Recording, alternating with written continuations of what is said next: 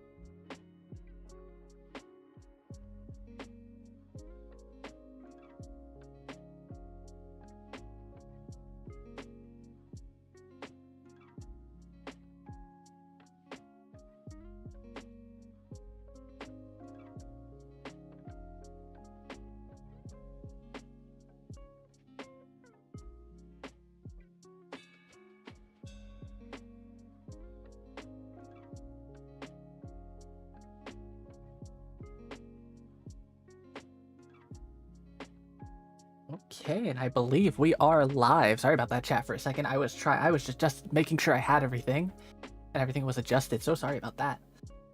Yes, hello, hello, LJ. Welcome into the stream. Also, thank you, Snacks, for the hydrate. Congratulations to Echo for claiming first. And also, yes, Echo, I did take the meds once you did that. So we are all good to go. But just hello, everybody. It's been a while. Since last stream. Well, Lizard. Oh, thank you for the lizard. Thank you for the lizard, LJ. Thank you. No. And thank you for the nut as well. Thank you for that. I believe. Okay, let me know if I sound good. I usually whenever I do these hand cam streams, I always have to adjust where my microphone is. So feel free to let me know if I need to adjust anything audio wise. I also just realized I need to adjust stuff on my vertical. I'll worry about that later. I'll just turn that off for now. There we go. Good. Okay, thank you, Echo. Thank you. Yes, hello everybody. It's been a bit. Since the last official stream. It's been... When was the last official stream? Last two Tuesdays ago? Yes. Been like 2 weeks. So officially 2 weeks as of today. Have you missed me? I'm gonna assume you all missed me. Hopefully now that we are into the new year, and again I am back from my trip that I had last week, we'll be back in full swing starting now. Are we live on YouTube or no? Yes, we are. Oh yeah, that is another thing. Again, as a heads up, reminder for anybody who does not know, as of now we are officially multi-streaming over to YouTube. So if you are not subscribed to me over on YouTube, please do. It's greatly appreciated.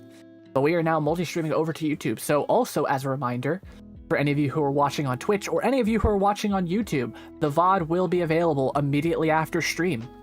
So for anybody who wishes to continue watching this VOD or watch this VOD again, it will be permanently up on YouTube for the foreseeable future. So you now no longer have to worry about watching a VOD within the 2 weeks here on Twitch. You can now watch this VOD whenever you want. And that also is going forward as well. So any VODs after this as well, any streams after this will all be multi-streamed over to YouTube. So once again, if you are not subscribed to me over on YouTube, please do. It's much appreciated. Hopefully we'll be posting not just streams over there, but also other things as well. Hopefully maybe some edited content. Gonna try and post some shorts over there as well, even though, the YouTube Shorts algorithm likes to be a little bit weird every now and then, but, Which, also another thing, if some of you have not realized, I tried to do it consistently on my trip, but I was just too tired and I couldn't handle it, but I did post some shorts over on TikTok as well, so if you are not following me over on TikTok, we are going to start hopefully posting some more shorts over there for the foreseeable future as well, so definitely follow me over on TikTok. Once again, those should all be on my card. I believe YouTube is also linked directly to my About page on Twitch, so at least for YouTube it shouldn't be that hard to get to. But all of my socials will be available over on my card. So I believe if you type in !card, CARRD in chat, the link will pull up. But also my card should be also linked to my About page on Twitch. And for those of you on YouTube, my Twitch should also be linked, and all of my other socials should be linked to my About on YouTube as well. So for those of you on YouTube, there you go. But yeah, I'm currently keeping track of YouTube to make sure YouTube is running well, because this is our first official stream on YouTube and Twitch, so I'm going to keep an eye on, stream health and stuff. I probably won't have to look at it as much as last time, but I'm still going to keep an eye on it, and frequently every now and then, maybe during ad breaks, look over at it. There you go, just like Echo did in chat. There is my card that has all of my socials, has my TikTok, has my YouTube, has my Twitch, has my Blue Sky. Everywhere you can find me is on that card. So if you want to help support the stream, support me wherever I am, there you go. It's all in there. But yeah, how's everybody doing? How's everybody's Tuesday? It's already Tuesday, man. I was gonna stream yesterday, but I needed to maybe take just one more day to relax after the crazy week I had. So that's why I did take yesterday off again, even though I said I was gonna stream yesterday. I just needed to take an extra rest day. Because for those of you who don't know, I got back literally on Saturday evening. So really, I've only been home for like 2 days now. I've only been back home for like 2 days. So I haven't been home that long, but you know, I'm now back home, back in my comfort zone, and have, you know, I have my stream set up. I have all of you to stream to now. So, but yeah, it was a lot of fun. The trip was crazy. Trip was crazy, but it was still a lot of fun. Again, I'll probably be yapping about that as we go along for the rest of this stream. But today, for anybody who is curious, we are not just yapping about my trip, but we are also building some Lego, something we have not done on stream in a while. Because while I was gone, while I was in New York City, I stopped by one of the Lego stores and I picked up a brand new set. So we are building a Back to the Future DeLorean, everybody. We're going back in time. I'm excited. Like, I'm actually really excited for this set. When this set was announced, I was like, I need this so bad. I need it so bad. So I'm so excited to build this on stream. But yeah, so we're going to be doing that while we yap. And then yeah, so I guess before I get through anything again, like I said, friendly reminder, we are officially, as of now, multi-streaming over to YouTube. So again, if you are not supporting me over on YouTube, it'd be greatly appreciated if you could. Because, like I said, it'll be a great way for anybody who wants to watch the VODs after 2 weeks. They'll be now permanently over on YouTube starting today. So yay, that's a lot of fun. Speaking of streams for the rest of this week, I'm not entirely sure. I am trying to like get back in the groove of things. So hopefully we might have a schedule. If not, at least rough days you can expect me to stream in the near future, but as of right now, streams are still up in the air for exact days, so just keep that in mind. So again, another friendly reminder on why you should have your notifications on here on Twitch, as well as subscribe over on YouTube, or join me over in the Spirit Pack Discord server to get notified on all of that as well. !Discord for anybody who is not a part of the Discord. It's the best way to keep updated on everything I am up to. There you go. Thank you, Sass, for that. But it's another good way to keep updated on everything. And I know some of the members in the Discord have already seen some of the stuff I've gotten up to. But also, and Sass has probably hated me for this for the last like couple days, that I've kept secret about specifically one of the things I did, a lot of the things I did in New York. And that was specifically for those of you who don't know me much. And I know a lot of you, because I don't really talk about it as much here on Twitch or just on streams in general. I don't talk about it as much. But for me, for those of you who don't know, I am a musical theater lover. I love theater, musical theater specifically. I love musicals and all that stuff. So that's really what my New York trip was. It was more or less to go see shows. And what I will tell you, it was 6. So we have a couple to go through. Like, oh my god, I was... Oh my... for anybody who's curious on why I was exhausted, yeah, no, that's why. 6. I thought you meant like 6 that... No, Sass. I meant 6 total. I meant 6 the entire trip. Like 6 musicals the entire trip. No. I've actually not seen 6, which is actually fascinating. I'm gonna have to, that's still a bucket list show for me that I still need to see. I know, I meant just now. Yeah, so we have a lot to go through when it comes to that, which I do have the playbills right next to me, so it'll be a lot easier to show and tell what shows I saw without having to do a lot of explaining. I have them right next to me. A big stack, again, 6 of them. So, a lot to go through. But I've also got a lot of other things that I did as well. I do have photos. I have not taken the time to sit down and properly edit all of them. if nothing else, we might have another stream where we maybe go through some of those photos and we do some comfy cozy photo editing, because I do have photos, I just have not sat down and like properly edited them yet. So, you know, we might go, that might be another stream, we'll have to see. But if not, I will probably be sharing those over in the Discord eventually. We will have to see, because I did take my camera with me, my proper big camera that I use for my hand cams. I did take that with me and took proper photos. So, like I said, either we'll edit them on stream for a future stream, or I will eventually share them over on the Discord, but we will have to wait and see. I'm not entirely sure yet. We will have to see. But I guess I've already been yapping for about 23 minutes already, so I guess let's switch on over to... Or actually, hold on, what was I talking about? Streams as of this week. I think we're at least gonna stream 1 or 2 more times this week. I have not decided yet, but we may have a stream tomorrow. Because for some of you who don't know, who aren't gamers, there is a certain game that came out today that everybody's been waiting pretty much over a decade for, and that is Hytale. Hytale officially came out as of today, and yes, I do have it. For those of you who are in the Discord, you have already seen that I've been playing it, and yes, we will be streaming it.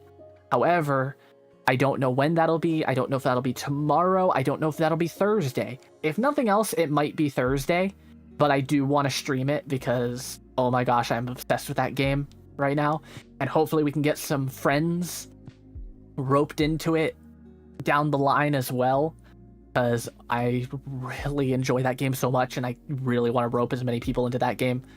It's so good. But yeah, so we'll be playing that on stream very, very soon. Like I said, I'm not sure if it'll be tomorrow or if it'll be Thursday. We will have to see how I feel tomorrow. But hopefully Thursday we'll be streaming that. And then... I don't 100% know if we'll be streaming another day this week. Like, this week might just be a 2-day stream, and then we'll hopefully maybe be back in the full swing of things starting next week. Because, as I will explain, oh my gosh, I still have a ton of sleep to catch up on, because... Yeah, you think I'd get back? You think I'd sleep normally on my trip? Nope. And I have my reasons. I have my reasons to explain to you, chat, and man, woo, it's crazy. Anyway, so I guess let us move on over to our hand cam stream, shall we? So let me do right there. There we go, and let me. For any of you who have not seen my hands yet, there you go. A lot of you have seen my hands already, so this is not that shocking. But a lot of you have seen my hands already, but there you go. Hello. These are my hands. I know, scary, fleshy. I'm sorry. Sorry you have to see this. But yeah, this is what we're going to be building today. I picked this up. So I got lucky because this set came out January 1st in LEGO stores, and I believe you can also pick this up in other stores as well. But this set has been selling out like crazy. It is on I believe it's currently on back order, or it's sold out on the LEGO website. So I got very lucky because the day before, so the day I got into New York, I decided to check to see if the LEGO store on 5th Avenue by Rockefeller Center had this set in stock. They didn't say they had it in stock. I then decided to check while I was out. On my first official day, and when I checked their website, they said they had it in stock. So literally, I raced over to the LEGO store as quickly as possible, and I picked this up. And I picked this up before, so I got lucky. So I was able to pick this up, and we're going to build this today while we yap. Very exciting. And I'm also happy because this also comes with both Doc and Marty. And they both fit in the DeLorean. And not only that, fun fact, it can also transform into Part 2's version of the DeLorean as well, the hover car. So I'm so excited to put this together. We are going to build Part 1, just because I like this version of the DeLorean. Plus, I don't know how to display this one, so I'd rather, build Part 1 DeLorean, and then, if I think you can easily change it over, too, so it's not like I need to worry about like, oh, taking apart the entire thing. Also, yes, Echo hands. Oh my god, I know, sorry. Sorry to jump scare you like that. But yeah, so I guess let's open this up first just so I can get things organized before we start yapping. I'm gonna pull this open. There we go. There's the instruction book right there. One bag. Oh, bag number 5. 4. 2. There's the chassis of the car right there. That's an interesting chassis. I don't think I've seen a chassis like that. Because, fun fact, for those of you who have not been following the stream for a while, we have built some of these Speed Champion cars on stream before. Specifically, the Formula 1 cars we've built on stream a couple times. But this is kind of our first, like, normal car that we've built on stream. So, okay, I'm going to put that right there just for trash. There we go. We got 2, like, wires. There we go. Then, of course, a little sticker sheet. Luckily, unlike a lot of Speed Champion sets, a very small sticker sheet, which I appreciate, which is good. Happy about that. Okay, so starting on bag 1, 5, 4, 3, and 2. There we go. Okay. Okay. Stretch the hands. There we go. Also, interesting that the small bags are paper, but the big bags are plastic. Like, that's interesting. Not complaining, but if you're gonna do paper bags inside the plastic ones, why not just make them all paper, you know? Because for those of you who also don't know, Lego is starting to do paper bags for their parts. So, if you're ever curious on if you pick up a Lego set and for some reason the bags are paper, that's why. Which, there you go. It says it right there on the first page. Get excited for their new packaging. Also, I thought this was cool. So with the Speed Champion sets, they released 2 that were based on films. So one was, of course, Back to the Future, which is the one we're doing today. But they also have a Lightning McQueen, which I almost picked up. I actually almost picked this up while I was in New York as well, but I was like, I just need one. Because also I had to put these in my backpack, so I couldn't exactly buy a lot while I was gone, because I didn't want to make packing to get back home too hard. So, there we go, okay. Also move my mouse over, because I don't need that there right now. Okay, also, I just thought about this. Let me change our category over, shall we? Let's change our category over to Lego and brick building. There we go. Category is now changed. Okay, so pour that out. Throw these in here. There we go. And then little paper bags.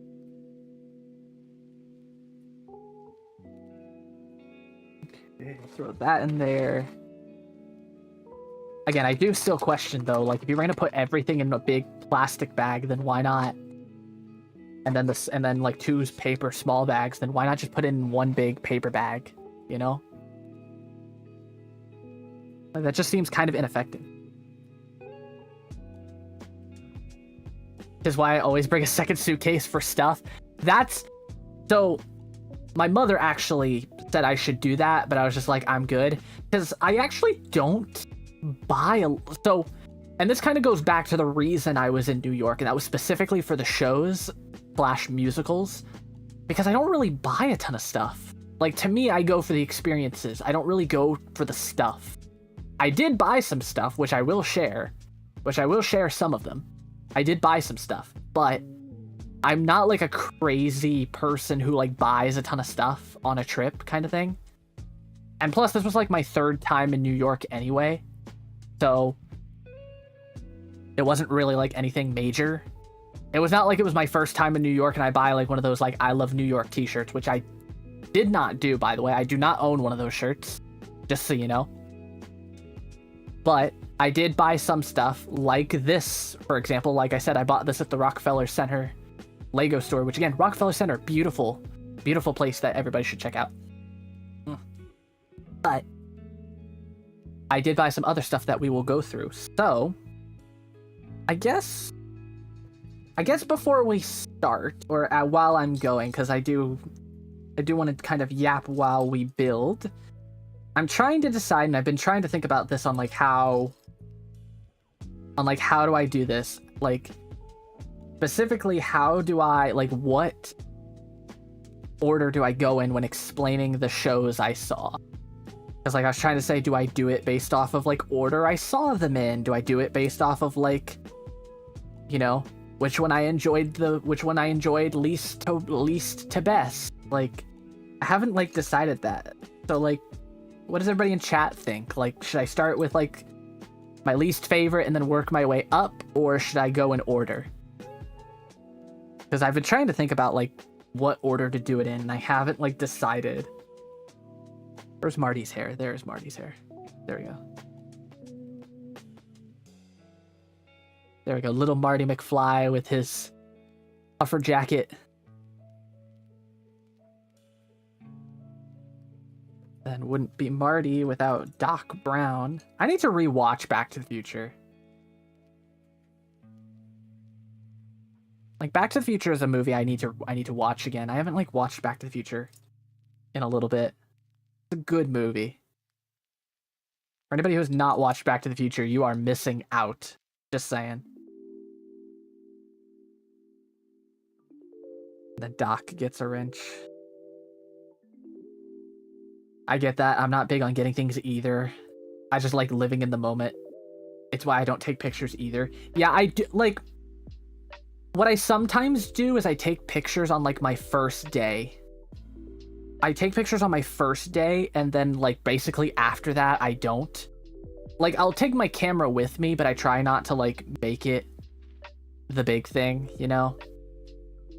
Also, there is Doc Brown. Which I do like. He does have a different face with, like, I think that's like a band-aid on his forehead. There we go. There's Doc and Marty right there. Our two main characters of the film. And so now we actually start working on the car. Work way up from least to most fave. Okay. Yeah, because... So, I will also preface this. I didn't hate any show I saw. I didn't hate any of the shows I saw. I will clarify that. Now, I probably had one of the worst theater experiences I've ever had in a while. And let's just say I will be going on a little bit of a rant about theater etiquette. And hopefully you all listen, because I swear to God, I am very passionate about that kind of stuff. And... you know, it's especially when it comes to paying tickets that are like in the hundreds of dollars. I'm like, if you were going to pay money to see a show for, like, you know, I would say anything over $150, I'm like, I think I have every right to complain about etiquette in the theater. Because seriously, oh my God. Seeing a show on Broadway is not cheap. And then having to deal with shitty people who don't know proper theater etiquette, it's annoying. It's annoying. Like, it's, oh my God. But yeah, so I guess we will do that. So let us begin then, I guess. Let me show, because I have to go through. Let me get these in order so I know they're in the right order. Let's see. That one there. That one there. That one there.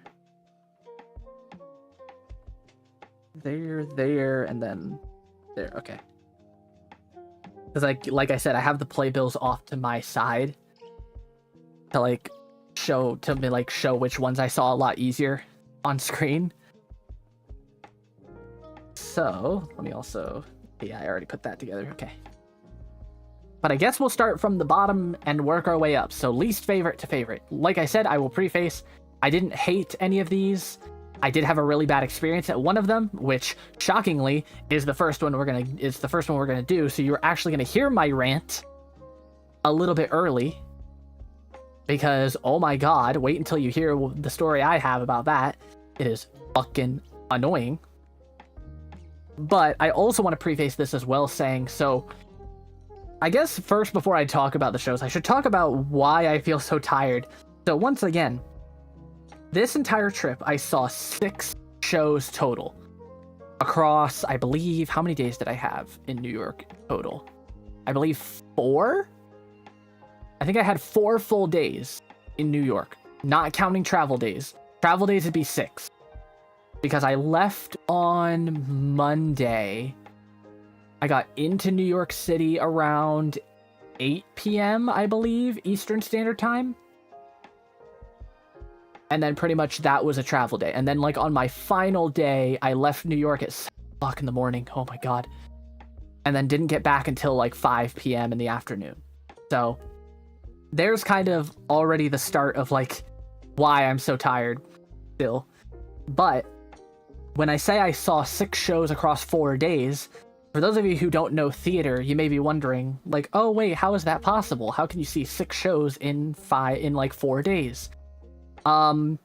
So the way theater works is normally there is an evening performance, and on some days they will do a matinee performance in the afternoon.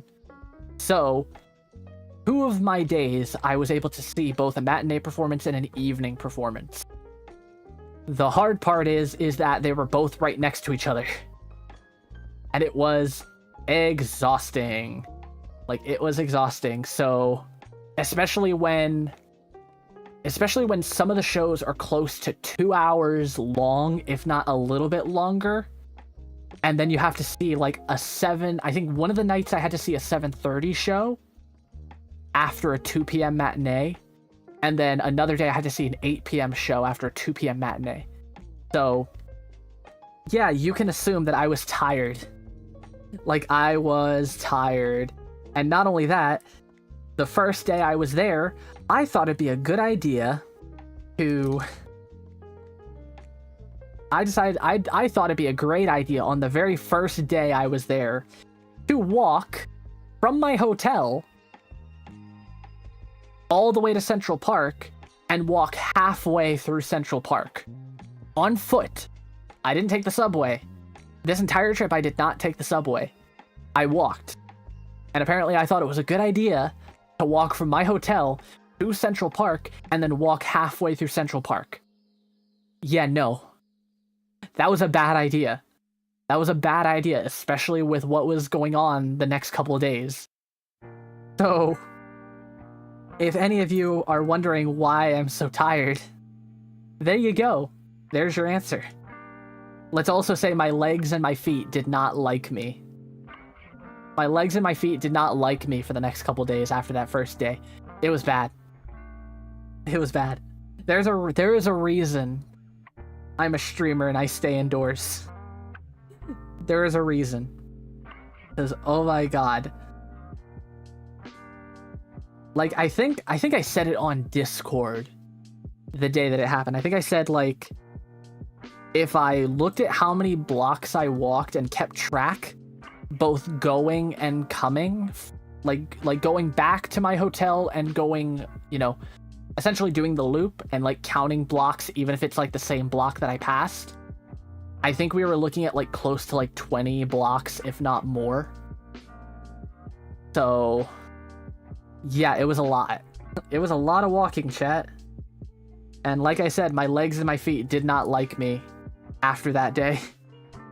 Especially when I still had a lot of walking to do. Which, one of those days was I had to walk 30 minutes to one of my shows. And not only that 30-minute walk to one of my shows was an evening performance after one of the matinee performances at 2 p.m. So, do I have to convince you on why I was so tired yet? I'm assuming I don't, because I think that it perfectly explains why I'm so tired still. Because my god, man, was it rough. But hey, I survived. That's a good thing, at least. But yeah, like, I mean, hey, it was nice to walk everywhere, though, and not have to, like, take public transportation if I didn't want to. Like, that's the nice thing about New York, in my opinion. Plus, you see some interesting things when you walk in New York. Like stores, you know, different kinds of people. I saw a ton of dogs. I definitely saw a ton of dogs. I should have, like, maybe kept a tally of the different kinds of dogs I saw.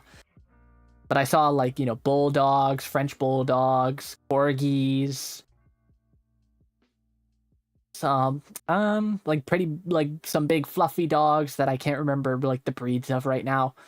But, like, yeah, a lot of dogs. So, like I said, I should have kept track, and it would have been a fun thing to, like, look back on. Of, like, what dogs did I see this trip? It'd be funny. This goes this way, and then... What pieces? Oh, these, okay. But yeah, that would have been funny. But... there, and then this attaches to here, like that. But I guess, now that I talked about that... like... let's go through some of the shows. Let's start with our first show while I just finish this page. So, again, we're going from least favorite to favorite. That's the order we're going in. That is the order we're going in.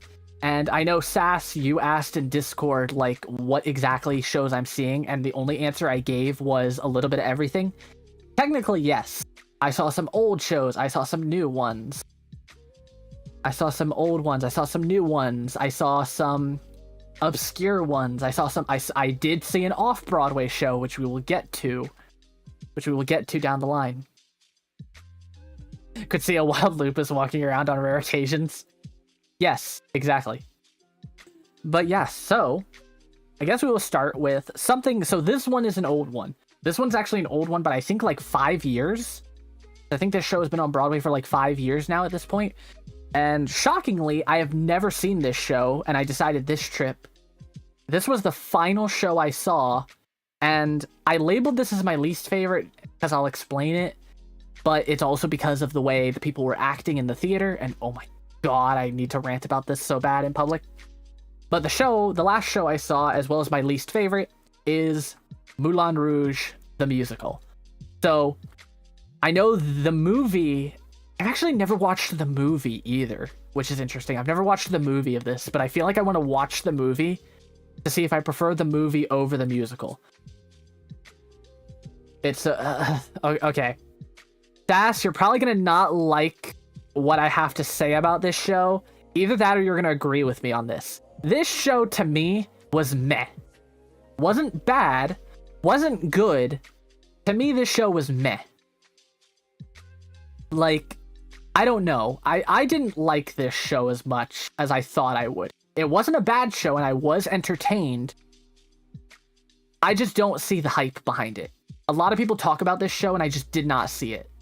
I did not see it. Now, I'm glad I saw it on Broadway and not on tour, because I know on tour they downgraded the set a decent chunk compared to what it is on Broadway. I think the set like helped my opinion on this show a little bit more. But I'm gonna kind of go through my thoughts on this while I continue. It's a pretty typical jukebox musical, yeah. And like, here's my opinion. So for those of you who don't know Moulin Rouge, never seen the movie, never seen the musical, it is essentially a love story. It is a jukebox musical using pop songs throughout the show to kind of interweave into the plot. I would highly recommend at least checking out the movie with Ewan McGregor, which most people I think have, actually. The actors really need to carry it. Thankfully, our company did. It was amazing. Yeah, like that's... Okay, so fun fact, which I guess I'll open the playbill so you can see it. When I was there, I was lucky enough that the role of Satine was being played by, I would assume some of you in chat may know her, especially if you're a Disney Channel person in the last couple years. Satine was played by Meg Donnelly from, of course, for those of you who might know, from Disney's Zombies. And she's currently starring as Satine in the show on Broadway. She was good. However, and Sass, you can maybe help me on this. Am I wrong that Satine is supposed to be a little bit older than Christian and play older than Christian? Because I'm not entirely sure if I'm thinking wrong or not. Because, like, to me, I don't know. I see Satine as somebody who's supposed to be a little bit older than Christian and not, like, be either younger or the same age. Play, yes, she's meant to be, like, jaded, cynical yeah, exactly. Like, Meg, she didn't really, at least face-wise, play that for me, and sadly, I don't think vocally. She was close. I will tell you, she was close. But tonally, she sings in that high, like, pop star tone, but I think she struggled with, like, those little bit of, like, mid to lower tones that, in my opinion, I would expect Satine to have. So, she was still great, I will say that. Satine needs to have a range, exactly. Like, in my opinion, she can't just have, like, pop star voice. She needs to have that range. Meg had that at times, but it wasn't 100% there, and I struggled with it. And also, my struggle with Moulin Rouge, and I had to look this up, because I was like, she's meant to be a mezzo, I think. Yeah, like, I don't know.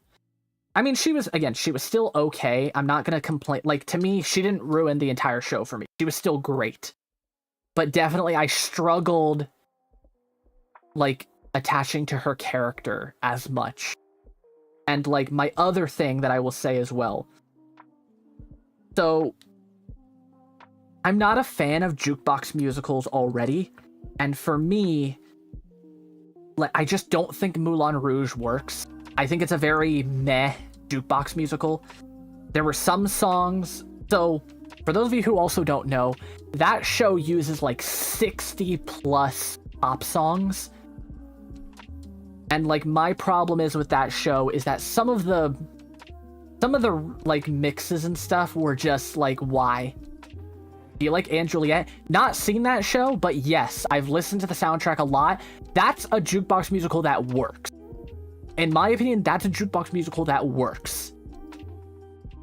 To me, Moulin Rouge just had problems when it came to like, hey, we're using these pop songs. We want to throw all these pop songs in, so we're going to mix some of them together. Some of them just were not needed. Like, that's my problem. Is like, some of them were just not needed, or some of them were just like, hey, we're now singing this song. And it just did not work. And not only that, the characters were very one-dimensional, in my opinion. Also, hi, Lav. I did see you in chat. How are you? I enjoy Moulin Rouge. It's a good spectacle, but it's not like a deep thinking. It's a fluffy. Yeah, and I struggle with fluffy musicals, sadly. I'm not a fan of those kind of shows, which you will see in the shows after this. Exactly my point. I will prove my point with the shows immediately after Moulin Rouge. Now, who is ready for the ranting part of this portion? Because, oh man, I fucking hated that audience. I'm sorry, I'm gonna say it. I fucking hated those people. Oh my god.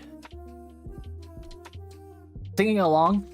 Okay, let's start off with saying, please, any of you in chat who go to see a show, some kind of live theater, turn off your fucking phone. Please. You may think, oh, I'm just gonna look at the time, or oh, I just need to look at a notification. No, the people behind you can see you. The people down the row can see the light shining on your face, and goddamn those actors can probably see it. Turn off your fucking phone. You do not want to know how many times I saw people looking at their phones. 2 people in front of me were looking at their phones on and off throughout the entire show. One guy, the guy literally in front of me, as the show was ending, like coming closer to the end, kept looking at his phone, not just his phone, his digital watch, to check what time it was. I wanted to sucker punch that guy in the back of the head so fucking much. So please, chat, if you're going to take anything from this, if you're going to go see a live theater of any kind, turn off your phone. Don't just put it away. Turn it off. Turn it off. You do not need your phone for like at least 2.5 hours. Please. Going for State of the Pack, staying for the theater rants. Well, State of the Pack was 2 weeks ago. So, but this is the theater ranting portion. Luckily, this is my only rant. This is my only rant, which is good. It's just Moulin Rouge was really bad when it came to that audience, when it came to those audiences. Oh my god. And Sass, since you brought it up singing along, nobody was singing along, but towards the beginning of the show and a couple times throughout the show, I could hear the people a couple rows behind me saying some of the songs in like the certain like big like well-known portions, and I'm like, I can hear you. And not only that, like, here's the thing, I'm fine if you're like whispering to the person right next to you. Like, I'm fine with you whispering to the person next to you, but if you're gonna whisper to the person next to you, actually whisper. Don't just talk. Because literally the two older people next to me were doing that. And I'm like, you gotta be kidding me. You gotta be kidding me. Oh, Jesus, it's been 2 weeks already? Yes, exactly. It's been 2 weeks already. Oh my gosh. But yeah, like, oh my god. Like, and the bad thing is, I was expecting those kinds of audiences at Moulin Rouge. I was expecting. But I was just crossing my fingers hoping that it wouldn't happen. Sadly, it did. And I'm, so that didn't help my case on like how much I already did not like that show. So, like, if it isn't a specified interactive show, people seem to forget proper theater etiquette. Exactly. And Sass, I know you said earlier in chat, like, I try to, but unfortunately with 2 gremlins at home, so it's not always impossible. But Sass, I know you have seen enough theater that you probably don't look at your phone and try to be like, and like it be like a constant thing, right? Because like, to me, I hate those kinds of people that are just like, you just constantly look at your phone. In the back of my head, I'm like, if it's not important, like, put your phone away. Nah, not unless I feel it go off, because only a few people can get through D&D. Yeah, and like, that's the thing. It's like, it's just, again, it's like I already wasn't a huge fan of the show. And then the audiences, and then the kind of audience I was dealing with already made it worse. So, So in the end, again, like I said, Moulin Rouge, like I said, wasn't a horrible show, wasn't an amazing show, but it was more of a meh for me. So this is kind of a meh show for me, in my opinion. I'm glad I saw it. I can at least mark it off my bucket list to say, hey, I saw Moulin Rouge, but I'd probably never see this show again or have interest in seeing this show again, and in my opinion, I'd forget about this show pretty quickly. So that's kind of where I stand with this, at least. So there's that. Okay, let me get a couple of these steps done now. But yeah, it's like, again, just please chat if anybody's ever gonna go see any kind of theater. As Lav said in chat, unless it's an interactive show, please, have proper theater etiquette, please. Because here's the thing you also have to understand.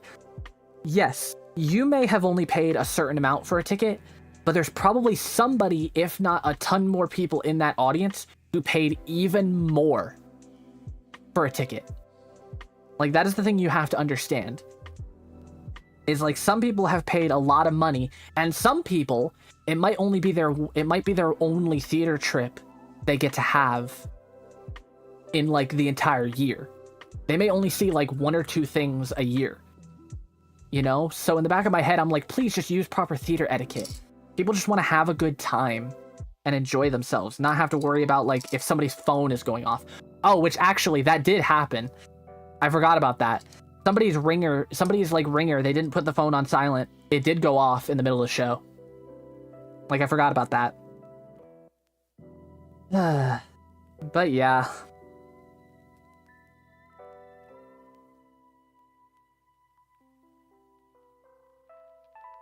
Or in my case, back in high school / college, you get them nosebleeds and have your one show.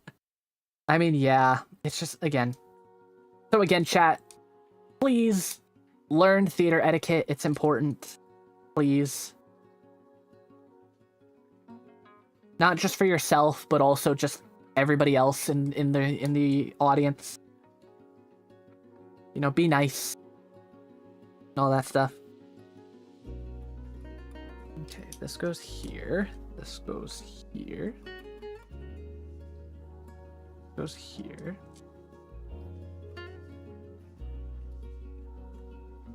Okay, then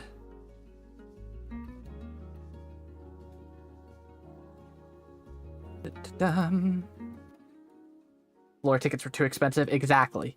Like, I know, like, orchestra tickets for a lot of Broadway shows, you're looking at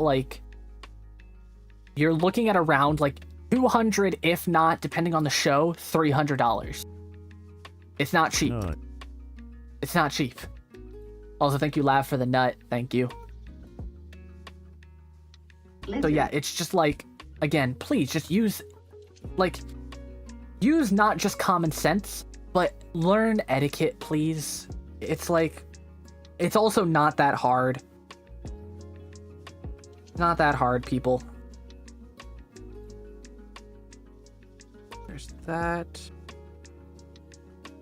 Okay. I do have the countdown for ads. Ads are going to start in about 3 minutes. So probably what I'll do is I'll continue building for a bit. And then once we are back from ads, I will move on to the next show. Because like I said, I saw 6 shows total. So I have a lot to go through. That was just number 1. And of course, for any of you who are coming in, we are going from least favorite to most favorite show. So this isn't the order that I saw them in. This is the order of like how much like least liked to most liked. So there's that. I want to finish this bag too before we continue on. That.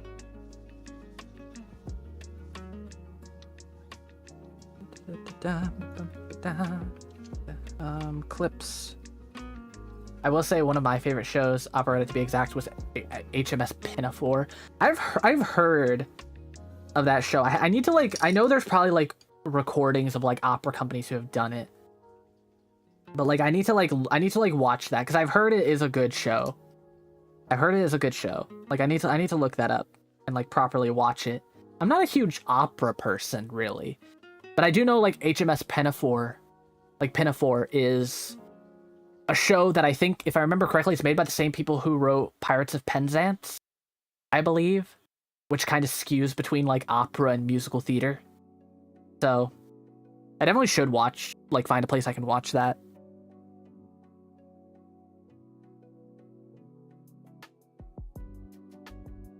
It's in the same vein as Pirates of Penzance, yeah.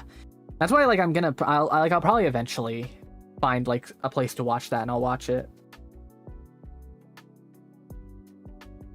Okay. I'd have to check the writers. I believe it is the same writers, but I'd have to double check that too. Not entirely sure. That goes there. There. One set there, and then another one here. But also, again, so ads are going to start in about a minute. So friendly reminder for anybody who is not subscribed, if you want to skip the ads, or, you know, help support the stream, or do both, feel free to subscribe. It's much appreciated, but you don't have to if you don't want to. Best way to do so is to watch the ads. Best free way to do so is to watch the ads, so it's much appreciated. Fun fact, operas are classified as such because of the presence of spoken lines and sometimes shorter runtimes. Yeah. Like, that's and that's why I think, like, in my opinion, I'd probably enjoy more operettas than actual operas.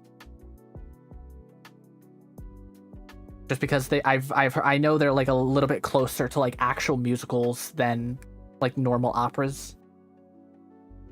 This goes here. There's that. Yeah, hopefully I will finish this, and then once we are back from ads, I will talk about the next show I saw on my trip. There's that. This also gives me time while ads are going to build more of this. They are, in fact, both written by Gilbert and Sullivan. That's what I thought. I just couldn't remember off the top of my head if that was true or not.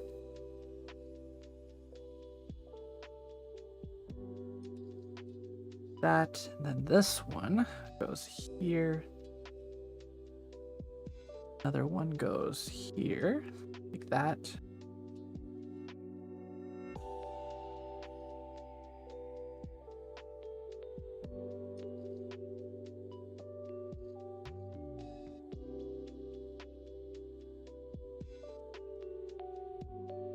Pick one of these, stick shift.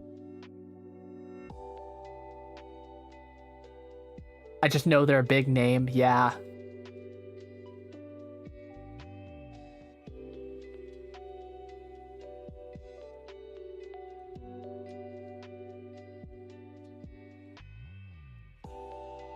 Oh, wrong one again.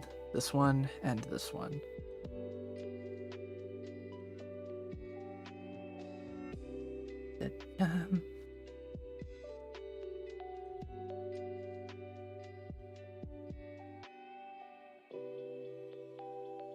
Then that goes there, that goes there, goes there, that goes there. Side note, what you building? We are building, for anybody who has just joined us, we are building the DeLorean from Back to the Future, which they are off screen, which if I had these guys on screen, it'd probably make it a lot easier to know. Doc Brown and Marty McFly. Once again, great movie, by the way. For anybody who has not watched Back to the Future, you really should. Great movie.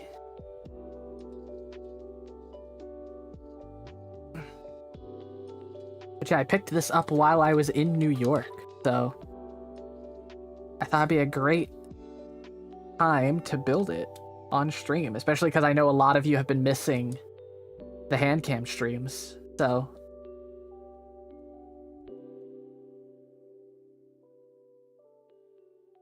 that, there's that, and then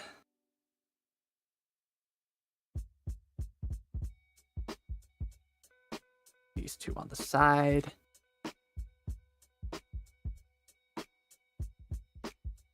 Need to build two of these.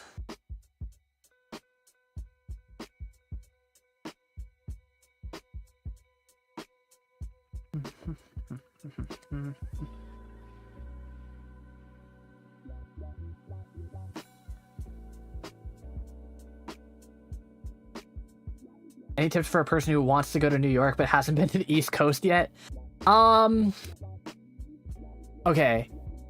So depending on where you are, at least for me, so I took the train just because it was either gonna be, I could have saved a ton of time and flown, but I had a really bad experience on my very first New York trip of trying to fly, and that was my flight got canceled less than 24 hours before I had to leave. Like, I literally think it was like 12 hours before I was supposed to leave, my flight got canceled. So, ever since I've taken the train, I'm in the South. Like, I would say, like, again, flying is probably gonna be your best bet, but also in the sense of, like, New York, like, okay, like, New York is interesting. New York is an interesting city. Just know that, hey, watch out for yourself and understand that there's gonna be a lot of scammers. There's gonna be a lot of people who, you know, are a little bit weird. and all that stuff. And so essentially I would say, like, if you are going by yourself, please be careful and watch yourself. And also, fun fact, a thing that I've learned from going to New York so many times, walk like you have somewhere to be and you got a purpose, even if you don't got one. Then nobody will bug you. Like, walk like you got somewhere to be and walk like you got a purpose. Then you'll most likely not get anybody to bother you.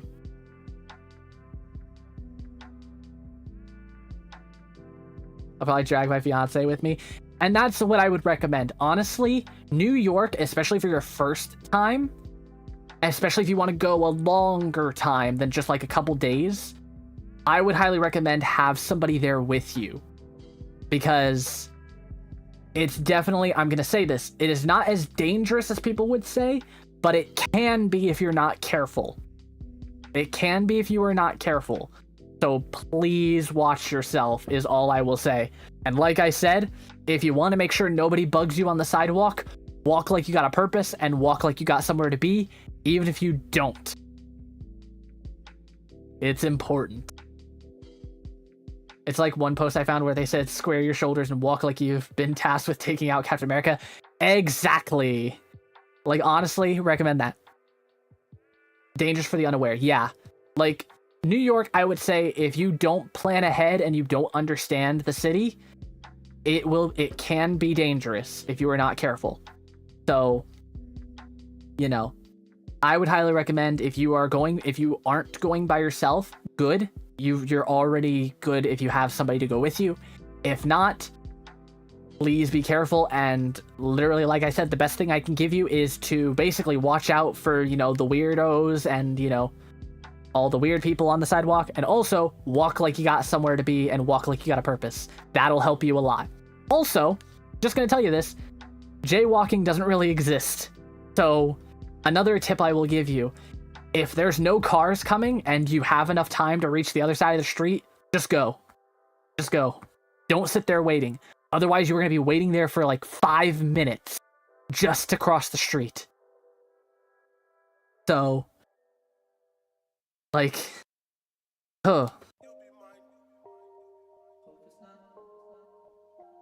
yeah, like I said, this was my third trip there. So basically at this point I kind of know the going-ons and stuff. College Town rules. That's real. College Town rules.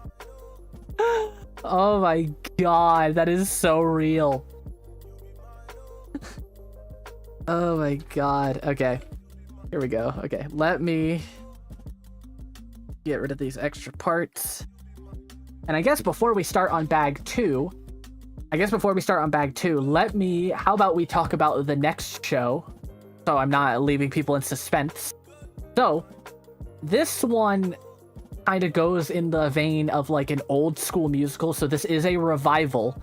And this one I was actually really excited to see because this show was at a theater that was actually on my bucket list, and that was Lincoln Center at the Vivian Beaumont. Seeing something at Lincoln Center was always on my bucket list, but there was never anything on my last 2 trips where I was interested in seeing something. So I was very excited that this time there was a show that I was actually really excited to see, and this is an old classic musical that's been recently revived called Ragtime.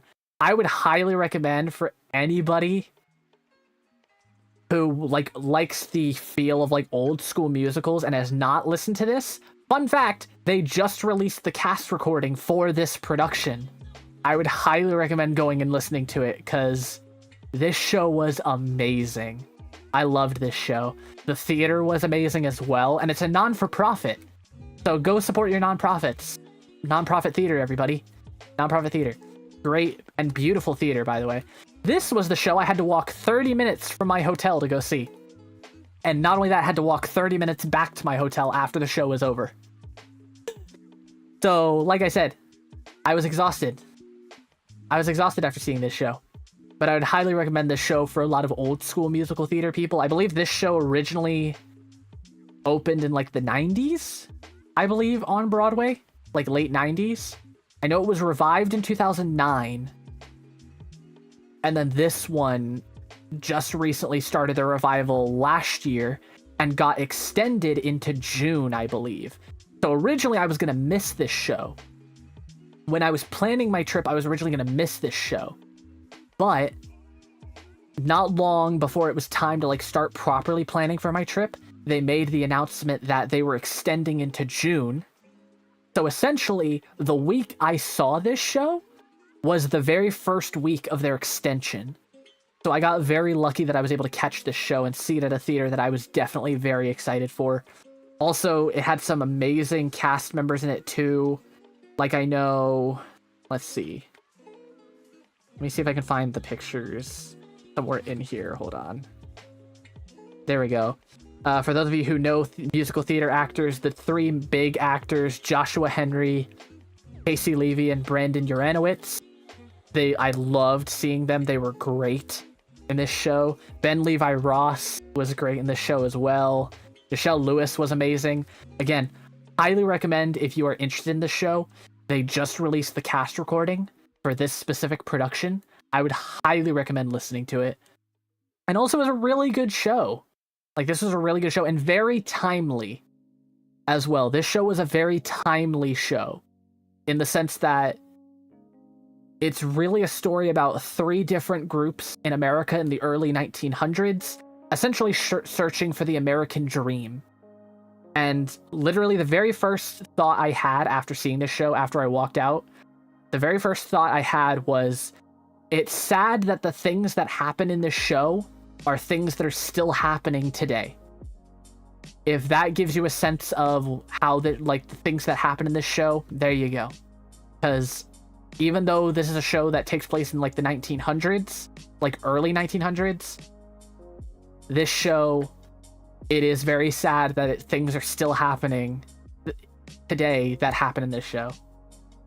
A little on the nose, yeah. A little on the nose, but I would highly recommend this show, specifically the cast recording, since the cast recording just came out. I would highly recommend listening to the show if you have not already. I think so I can focus on other things. I think I'm going to get through at least... since we're halfway through, how about I do the next one, and then we'll be halfway through. We'll start the next bag, and then we'll do the next three in a bit after I finish this bag. I think that'll be a good idea. I say let's do that. So, this one's in the halfway point. This is another show that's been open for a couple years. It is sad, but maybe the revival will help bring a different light to the issues. Yeah, it's like, it is a very great show. I would highly recommend it. And it is something that I feel like is needed in this day and age. Like, it is needed in this time. Like, it is a show that is a much needed show, is what I will say. And again, I loved that show. The music was great. The theater was great. I loved that show. But, so the next show is a show that has been open for, I think, about 2 years. I'm not sure. I think it's going on 3 in the coming month. And shockingly, this was a show I was not interested in. But because a friend of mine is seeing the show in the next couple months, I thought I would see it just because we were talking about it and it piqued my interest. I also know this show is currently on tour and just recently started their tour. So I'm not sure, Sass, if you've seen it or if you are going to see it. But the show I saw was The Outsiders. I was not interested in seeing this show at all. But like I said, because I was talking about it with a friend, I was like, you know what? I have time. Let's check it out. I loved this show more than I thought. Like, I'm still listening to the cast recording of this show because the music is so good. There are some songs, in my opinion, that are not needed, but that is, you know, I don't want to go too in depth and bore a ton of people, but this show, music-wise, surprised me. Like, in general, this show surprised me with a lot of things. I believe this show also won... I believe it won Best Lighting, Sound, and Set Design, as well as Best Musical. After seeing this show, I can see why. Like, I would say if you were a fan of the book, if you're a fan of the movie, you would most likely enjoy this show. And if you have not heard of The Outsiders, I would highly recommend looking into it, especially because I'm assuming a lot of us probably have, because at least for me, this was mandatory reading in school. I remember reading The Outsiders in school, which, actually, fun fact, since I was talking about things that I bought, let me show you. Here we go. One of the things I bought from the merchandise stand that they were selling as merchandise was they were selling copies in hardcover, special versions of The Outsiders. And yes, this is the official book of The Outsiders. And also very sparkly gold pages with the inside saying "Stay Gold." Yeah, I loved this show. I actually really enjoyed this show a lot. Our season gets announced at the end of the month, and I hope Outsiders is on it. Yeah, like, it is a great show. Like, it is a great show, in my opinion. Like, I did not expect a lot from that show, and I wasn't a fan. Because I listened to the cast recording when the show first premiered, and I wasn't exactly sold on it. This is one of those shows that, in my opinion, you have to see it in order to make a final judgment. You can't judge this show based on its music. This is a show that you need to judge off of its entirety. Not just its music, not just what it's based off of. You need to judge the show by seeing it. And I can say I loved this show. I can say I can't say I've ever heard of it. Really, Lav? Like, have you never read or watched The Outsiders? Also, thank you, Hope, for the hydrate. I will do that while I'm at it. And also, yes, I see The Outsiders. Yes. But yeah, that's kind of shocking to me, because at least for me, like, Outsiders was like mandatory reading in, like, I think middle school for me. It was never required reading. That's fair. That's fair. But, like, also, fun fact, which you can kind of see it peeking out of here, I was seeing a matinee performance, and there were, like, 10 school groups seeing the show when I was there. So, I also love shows that get kids to see theater. Like, this was great. Not only that, more behaved than the audience at Moulin Rouge, which was shocking.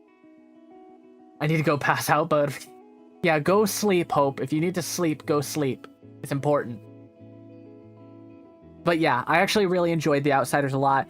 Shockingly, I'm gonna say this, because I know I've said this. One of the things I said for 2026 was I wanted to do a cover song. There is a song from that show that I'm considering. I'm not going to say it, and I'm not going to make any promises. But there is a song from that show that I've actually started considering as, like, hey, if I can, I would like to. So, just keep an eye out, I guess. But yeah, so I guess now we will start on our next bag, because we still have a couple of bags to get through. There we go. Luckily, I think it's just one bag of stuff. Yes, okay. That's good. But yeah, so far, those were my lower 3. And like I said, that's only 3 of 6. We still have 3 more to go, chat. So, but I say let's get some progress done on this first before we continue. Oh god, I have to do like a ton of these. Oh my god. But I guess while I'm at it, I can talk about other things I saw while I was in New York. So I did finally, like, shockingly, even though it was my 3rd time in New York, I finally went to Central Park, which is crazy. So I finally got to see Central Park, and I walked around Central Park. Very beautiful, and I'm glad I did it. high praise for outsiders, but there's higher. Nice. Yes. It gets higher. Like, higher praise happens. And like I said, we will get to that after a little bit more building. But yeah, like, so I finally again went to Central Park on this trip. Mainly because, fun fact, like, direction-wise, Central Park was basically only a couple blocks away from Lincoln Center. And so for me, one of the things I do, and this is why I say I have photos, one of the things I've done for the last 2 trips I've gone, this trip and last trip, is I've taken pictures on my big camera, the camera I'm currently using for this hand cam stream. I take pictures of all the theaters of the shows, like, outside the marquee. And so, of course, what that meant was I had to walk all the way to Lincoln Center to get a picture of Lincoln Center for that list. So, that also meant walking that 30-minute walk. And so I thought, hey, you know what? I'm already going to be close to Central Park anyway. I might as well go check it out. So hold on, quick second chat. I'm just going to try and get the sticker on. There we go. There we go. And so that's why that's why I ended up going to Central Park, because, you know, coincidence. I was just like, you know what? We're like only a couple blocks away. I might as well walk Central Park and see what's there. Which, again, very beautiful. And again, shockingly quiet. Shockingly quiet for what New York is, which is crazy. It's like you walk into Central Park and it's just like serene, calm. I'm like, huh. Like the complete opposite of what you expect New York to be. Which is wild. But I also walked like halfway through Central Park as well, which was... Oh, my legs and feet did not like me after that. It was bad. It was bad. Like, basically, for those of you who have seen pictures or have seen maps of Central Park, for anybody who's curious when I say halfway, there's the giant pond / as it's called, the reservoir in the middle of Central Park. I walked basically all the way there and basically walked just like a tiny bit and then walked back. So yeah, like, it was a lot of walking that day. And like I said, my legs and feet did not like me after that. It was bad. I got to my hotel room and just immediately crashed into the bed. I was like, I can't. Like, it was bad. But yeah, but I do have pictures. Like I said, there might be another stream where we look at those pictures while I edit them, because I do have to edit some of them still. Or, like I said, I might post them over on my Discord. So for those of you who want possibly see those photos, I would highly recommend joining the Discord if you haven't already. Let's see, where am I right now? This one and this one.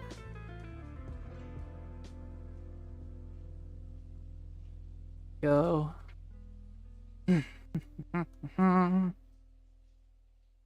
That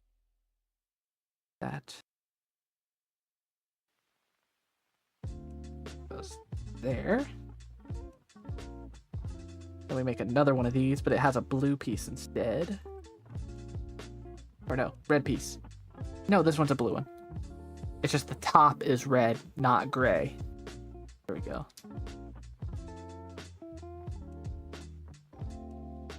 And then one of these to go across here. That there and that there. That's an interesting piece. I've never seen that piece before.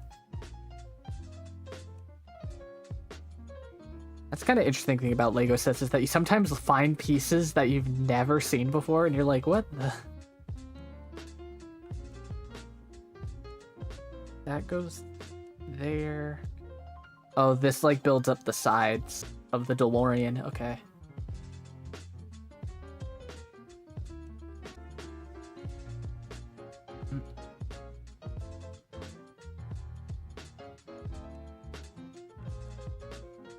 Sorry, chat. Just saw something weird on my end. I think it was just a little bit of a weird, like, glitchy thing. We're good, though. We're good. Okay, then... These, take one of these. This one goes here.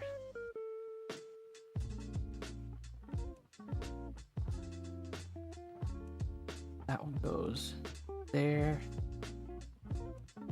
Okay. There.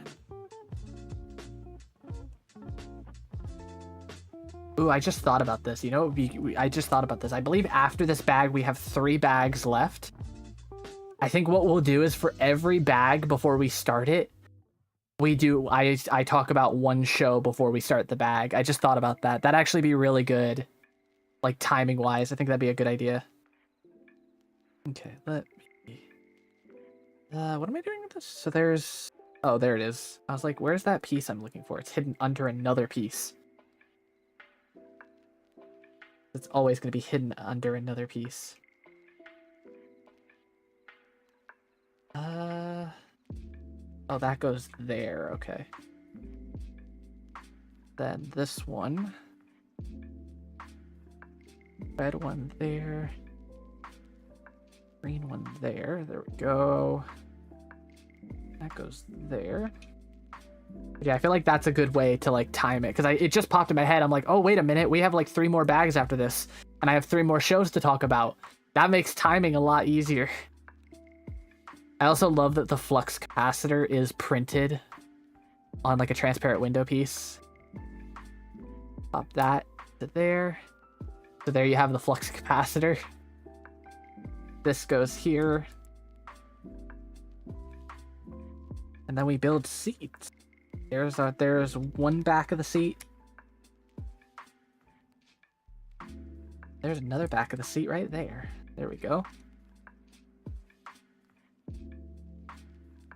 And then this goes here. That. Oh yeah, which, speaking of Lego, I need to double check. I do know either in the next, like, month or 2. I think it's in the next 2 months, because I think it's March. Hey chat, what would everybody think if we played that new Lego Batman game that's coming out soon on stream? Because I think that'd be a fun game to stream. I think that'd be a lot of fun to play on stream, to play a Lego game on stream. I think that'd be a lot of fun. Coming together nicely. Yeah, you can kind of see the body of the car now, at least.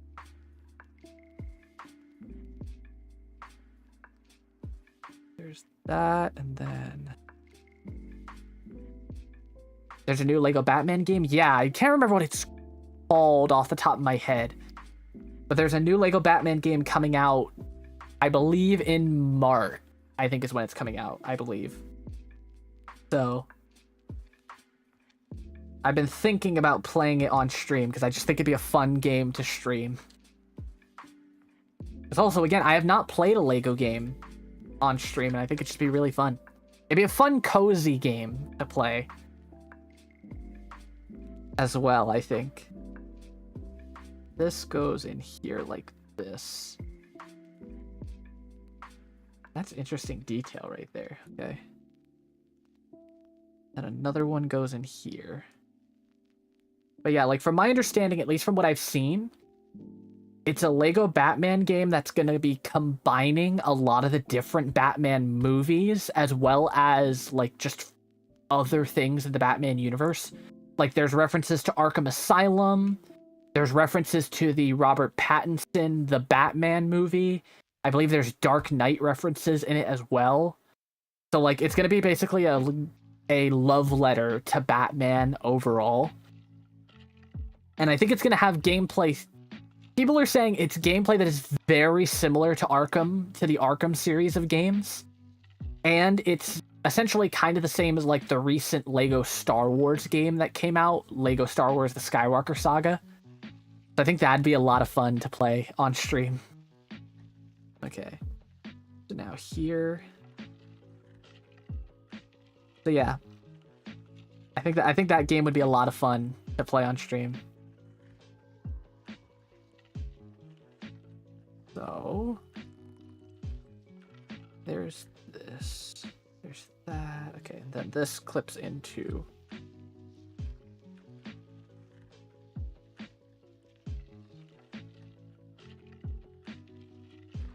that, clips into there like that and goes in like that. Yes. Okay, and then just one of these things go right there. Okay. That's some crazy detail for the back right there. I do know, I think that post right there is where we're going to be putting the, like, giant electrical pole that sticks off the back of this that they put on it at the end of part 1 of Back to the Future. So, there we go. I think that is about it. I do want to double check. I think that is it. Yes, that should be it. Okay. Okay. So, like I said, I believe next up is bag 3. And we have 3 more bags. So, how about before we start this next bag, we have 3 more shows to get through. Because like I said, I saw 6 shows total. So, we're going to start with... So these are my top 3 shows that I saw. These are my top 3 now that I've seen. This one is not a Broadway show. This is an off-Broadway show. But for those of you who are musical theater fans, you know this show. This is also a very niche show, I would say. Like, I'm not going to say it's something that only hardcore theater fans would enjoy or know about. But it is something that if you are a theater fan, you definitely know of this show and have heard of this show. But another revival that is happening off-Broadway to celebrate its 20th anniversary, I believe. I believe they're doing this revival to celebrate its 20th anniversary. And that is the off-Broadway revival of the 25th annual Putnam County Spelling Bee. This show was so good. So essentially, it's literally the title. It is a musical about the 25th annual Putnam County Spelling Bee. And it is a literal spelling bee where 5 kids are participating to win aforementioned spelling bee and essentially be known as the best speller. And throughout the show, we learn more about each of the individual kids as time goes on, which, by the way, a comedy, and what makes it even more funny, they're all played by basically like 30, 40-year-olds. So essentially, if you enjoy the idea of a comedy of adults playing kids, this show is amazing. Not only that, before the show even started, people were allowed to sign up, and 4 people from the audience got to participate in the spelling bee as well, which was even funnier. Like, they even got, like, them involved in, like, one of the dance numbers and, like, other various parts of the show.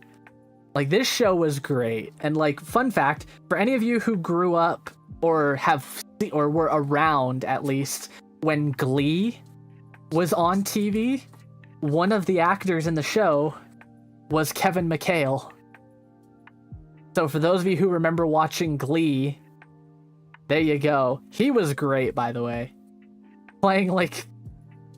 Oh my god, like, they play on the classic, like, young kid stereotypes.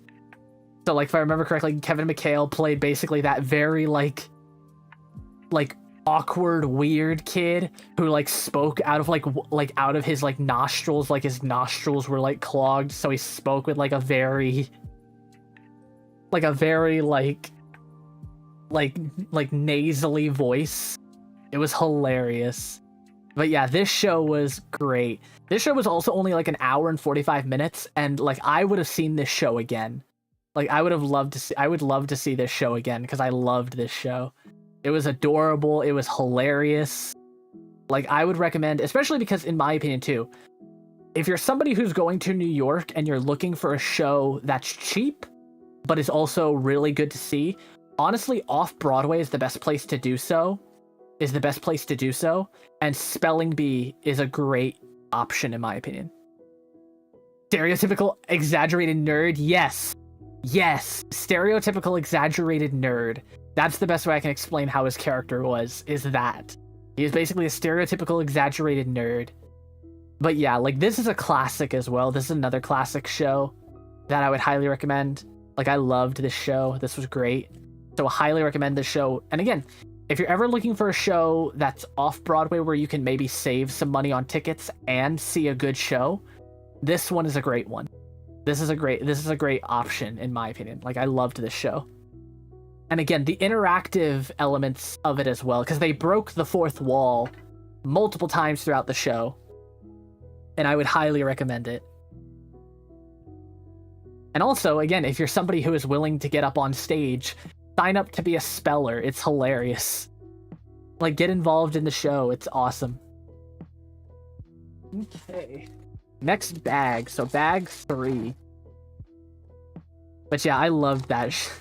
Like, if I remember that, like, I had, like, that show, it was hilarious too, because, like, they reach a point in... Not only that, they make some slight adult jokes that might fly over kids' heads in that show. So, sort of family friendly, but they do make some adult jokes that might fly over kids' heads. Such as, I think one of the words, if I remember correctly, one of the words that one of the kids is supposed to spell is the word akuchi. Yeah, of course, you know, there's something about that word that makes it funny. I'm not going to explain it here on stream because I'm assuming a lot of you in chat probably know what I'm talking about.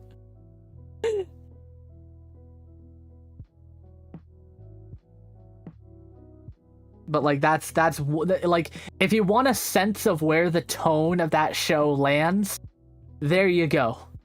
There you go. That's like, just that one word alone is where I think I can give you the sense of like where that tone is. So yeah, it's like, in my opinion, that show was great just in the sense of like, it is a family friendly show, but you know, they'll make some jokes here and there that is, you know, that can definitely fly over kids' heads. But also, I know that show too. A lot of like community theaters and regional theaters will do that show. I would highly recommend just see anybody. I would just recommend anybody see that show, whether it's off Broadway, whether it's at your community theater. You'll love that show either way. Like, it is a great show, especially if you're looking for a good comedy. If you're looking for a show that you know you're gonna laugh at, that show is an example.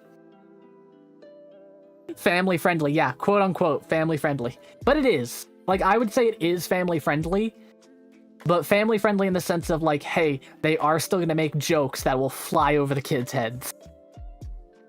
I'm gonna have to look that one and Outsiders up for sure. Yeah, definitely. Now, I do know the next two, in my opinion, unless you're somebody who is into musical theater, the next two that I will talk about later in this stream, you probably have not heard of unless you're into musical theater. Because I would call the next two are like a little bit more obscure. Right now I'm super hyped for 6 if I can make the showtime. Yeah, like 6, I have not seen 6. Just because, like, I've had a lot of other shows that I prioritized over that show. But I do know if you are going to see that show, you are going to enjoy it. Like, you will enjoy that show. Like, if you want confirmation that you'll enjoy it, yeah. Like, that is a great one, in my opinion, to see. Like I said, I need to eventually see that show. I haven't, like that show has been on my bucket list, but it's not been like a priority show for me. So I haven't, like, you know, put in the time to see it. I've got the weirdest list of what I've seen and / am into. Oh, I mean, I'm not gonna say the next two that I have to talk about are weird, but like I said, they're definitely out there that unless somebody told you about it or you're a hardcore musical theater fan, you've probably never heard of it. Or I've never would have, like, seen it.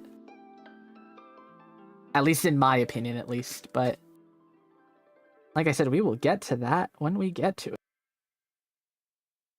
This goes across here like that. We're building all of the 3 blee.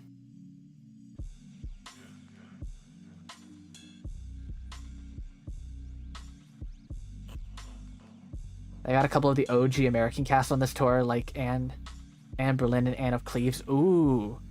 Yeah, definitely. Like, I know the original American cast a lot of people enjoyed, so honestly, like, if you have the opportunity to see them, that's definitely, like, a huge deal, in my opinion. Like I said, I still need to see that show. I think a theater near me is getting the tour, so I might have an opportunity to see it if I have time/money. So we will have to see. But I definitely still have to see that show, because lately 6 hasn't been like a priority show for me. It's kind of become one of those shows where it's like, when I see it is when I'll eventually see it. Like, it took me until recently, I think it wasn't until like sometime last year that I saw Hades Town on tour. And that show was my bucket list. That show was a bucket list show for me to see that show. And I finally saw it like sometime last year. So I just don't know if I can afford tickets after getting some for 20-Sided Tavern and buying a house. I will tell you, Lav, 20-Sided Tavern, you are going to love. I saw that show on tour.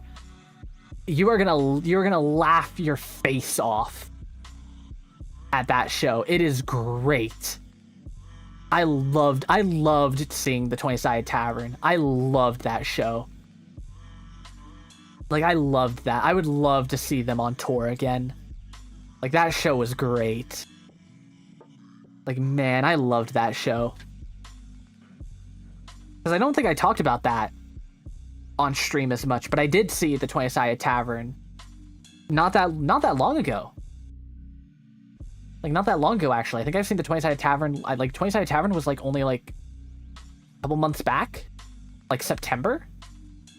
I think it was around like September or something like that. I can't remember, but I loved it. Like, that was a great, like, that show is improv comedy at its finest. Like, if you enjoy improv comedy, you are gonna love that show. You are gonna love that show if you enjoy improv comedy. Like, it is that good. Okay, let's see. There's that goes there.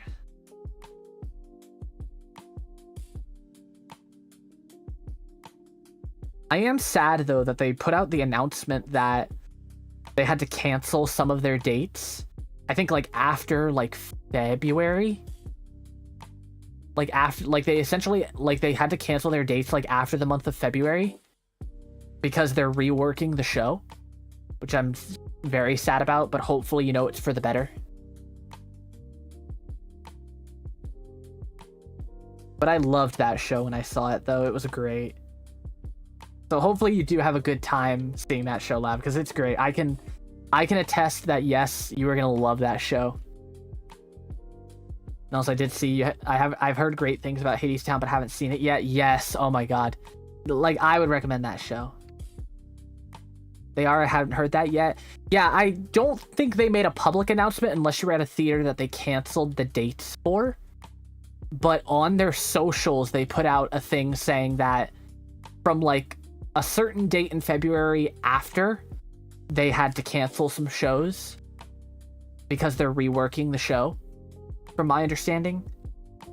I'm not entirely sure.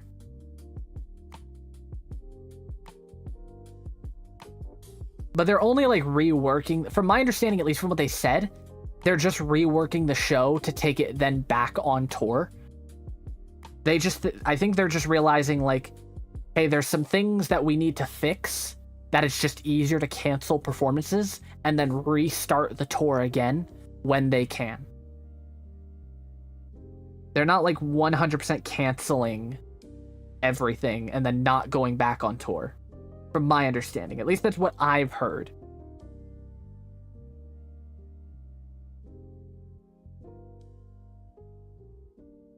Okay, there's that. And then I'm assuming these are tail lights, I'm assuming. Gotta make 2 of these though, so let me put these on. There's that. Refreshing prompts, mayhaps, maybe? I know they had to change because it was originally off-Broadway. Like, I think they stopped doing off-Broadway like early last year, and then they took it on tour halfway through last year. I know they had to change some of the show to work better on tour. So I'm not sure when they say they're like reworking the show, what that 100% means. Whether that be just like refreshing prompts, creating a whole new show in the sense of like a whole new story or whatever, or like something else. But like, you know, either way, I still think it's going to be the same show. It's just there might be some more different things about it that they're just like, hey, it's going to be better for us just to cancel performances after a certain time and then like take the show back on tour once they're good to go, sort of thing.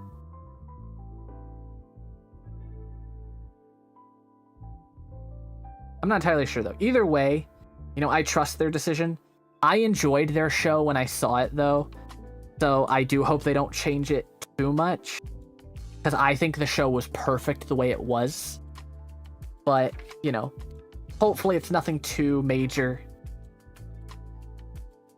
Okay, so this goes like this. Oh, okay. Oh, that's a cool building technique. How to get those really unique tail lights on the back of the DeLorean. That's cool. That's an awesome way to get that like design on the back. That's cool.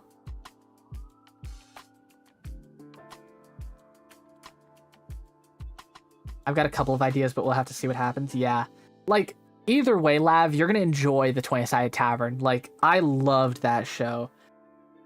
I loved that show so much. Oh, I'm not sure if I talked about this on stream when I saw it, but I actually really want to talk about this. So, for anybody in chat who's curious on the show that me and Lav are talking about, there is a show currently on tour. It is a comedy improv show called Dungeons & Dragons: The 20-Sided Tavern. It is an interactive comedy improv show that is essentially, they play a game of Dungeons & Dragons, but the audience gets to be involved by giving prompts, by participating in certain fun little things that happen throughout the show. They get to pick the characters that the players get to use every night, and it changes every night. It's great. One of the things that happened during my show was that there was a roll that happened at the very... So we got to a point where a character had to roll a death saving throw. They had to roll a death saving throw. But before I get to that, what happened before that was they rolled a natural 1. They rolled a natural 1, thus leading to this death saving throw. So what happened is when it came to rolling death saving throw, they got to roll with disadvantage. The very next roll for that saving throw was another natural 1. However, for funsies, they decided to roll it again just to see what would happen. You want to know what they rolled?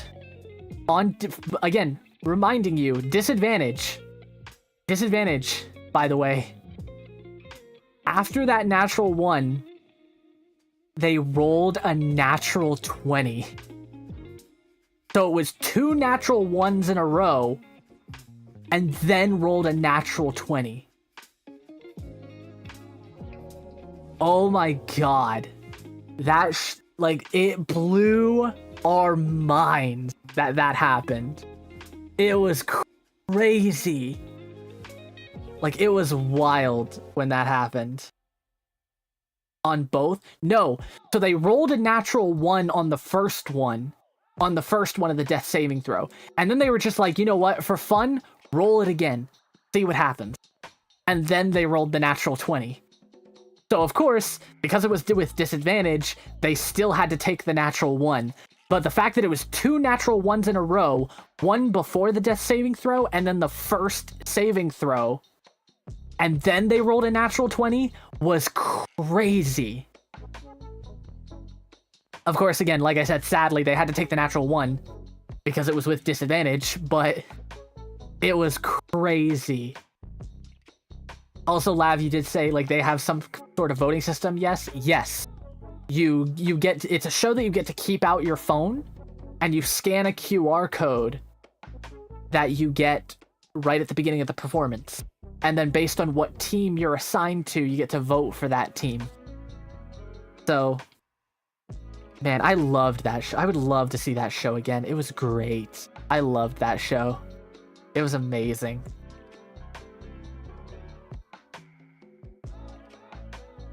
It's always the just for funsies rolls that go high. Yes, exactly. It's always the rolls that don't matter that you roll high. It's always those rolls. Okay. Oh, I just realized we're pretty much building the entire back side of the DeLorean. Okay, and then smooth one here. Oh, another 2 smooth slopes there and there.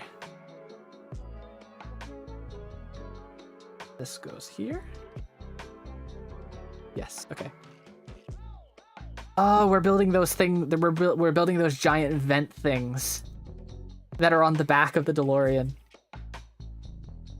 I just realized that's what we're building, is the giant, like, vent, like, exhaust vents that are on the back. Yeah, I need to double check to make sure I built this right.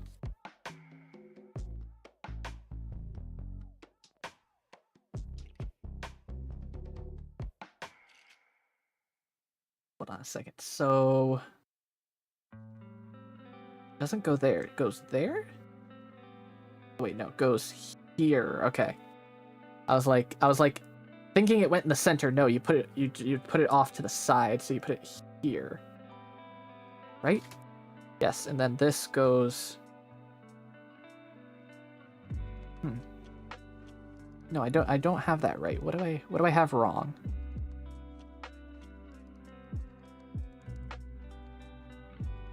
That's not right. Okay. Or if they do matter, it's against your party's best interest. Exactly. Yes. The dice gods just like to spite people.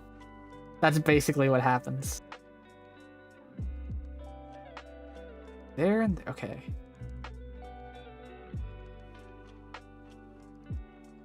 And there, but then, like, how does that...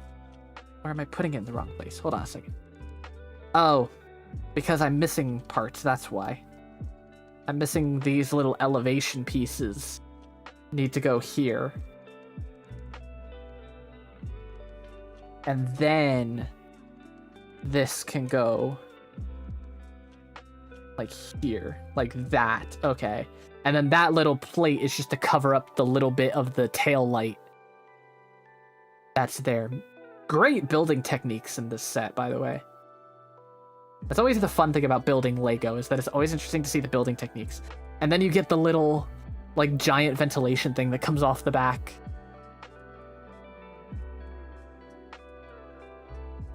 It's not improv, but have you heard of Zombie Orpheus Entertainment? I don't think I have. I haven't heard of this. My kids have been total shit tonight, and I missed so much of the Broadway talk. What was the last show that you heard of, that you heard me talk about, Sass? Just to ask. What was the last one you heard me talk about?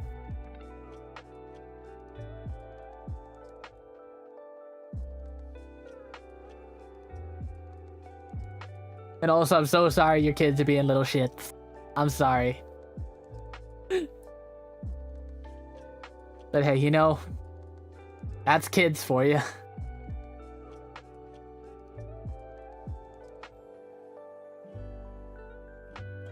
Spelling bee? Okay. Luckily, you didn't miss much after I was talking about that. But, like, that was the last one I talked about. Pretty much I just talked about that show, but, like, But like, yeah, like this one, this was the last one I was talking about. I heard you talk about Moulin Rouge. Moulin Rouge, of course, The Outsiders, and The Spelling Bee. So anything between those or after I missed. Okay, so the one thing you did miss, if you did, since you did bring it up, Sass, the one you did miss, did you hear me talk about this one? I don't think you heard me talk about Ragtime then. Because this is the only one that I don't see on that list.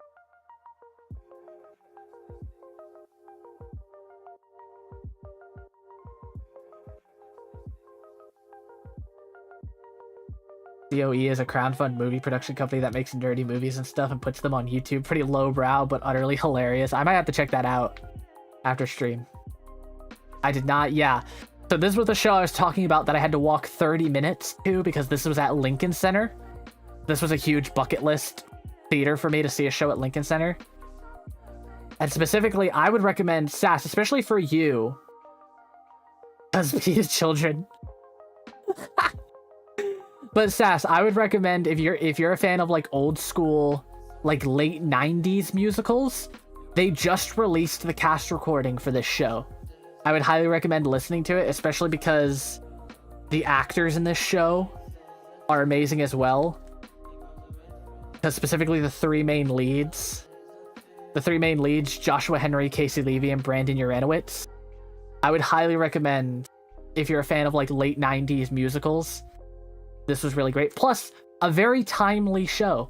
Even though it's a story that takes place in the early 1900s. It's a story that takes place in the early 1900s, but it's actually a really good show and very timely.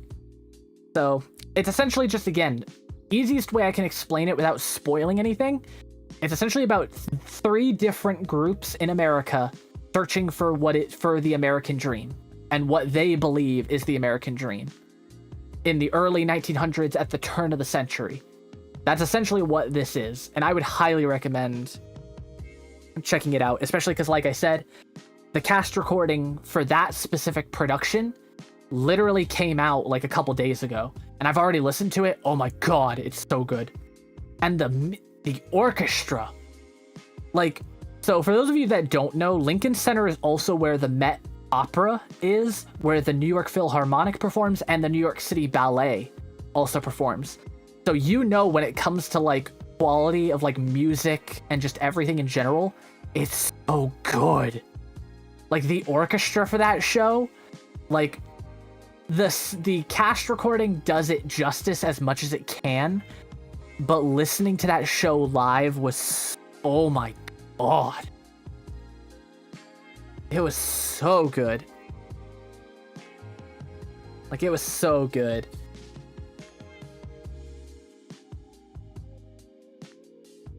Okay, so there's that for the back. But yeah, besides that show, Sass, you haven't really missed much. Because if you caught Spelling Bee, that was the only one that you missed, was Ragtime. I just thought about this. Which I will talk about this actually, since it has been a bit. I did say that I did buy some things while I was in New York.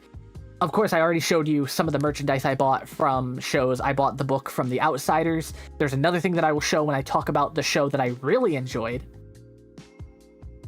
But the acoustics must have been phenomenal. Oh my God. Like, I'm pretty sure I need to check. I think that show had like at least 20 pieces in its orchestra. Because I think it was like close to it. Let me actually check now, actually. Hold on. Since I have it. Like, it was a big orchestra. Let's see. Hold on. Oh, yeah. Like, if the orchestra section in the playbill looks like that. Here. So for those of you who aren't into musicals, you normally don't see orchestras this big anymore. You normally can't see orchestras this big anymore. Normally it's significantly smaller than this. Like, normally there's never orchestras this big. So if that's an example of how, like, full the orchestra was, there you go. Like, it was legitimate. And I will say this, the cast recording does do it justice, but hearing it live, oh my god. But I would highly recommend listening to that cast recording, specifically for that version of the show, because it just came out. And I'll just tell you this, if you're a fan of like deep voiced singers, like basses, oh my god, you will love Joshua Henry's voice. Joshua Henry, like, hats off to that man. Oh my god, his voice. Hopefully, can stick around for the other two. We're about to finish this bag, so hopefully, Sass, you will be around for this next one. Hopefully. Because I'm just about to finish this one. I need to put this other version of it on here. There we go. Oh, an ad break has started. Forgot about that. Whoopsies.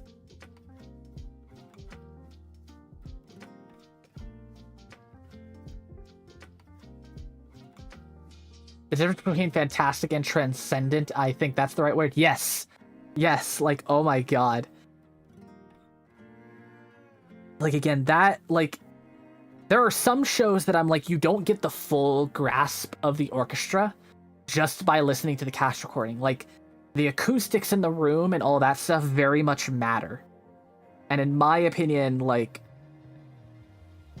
the cast recording does a good job at it, but it's one thing to listen to it on a cast recording, and it's another thing to hear it live.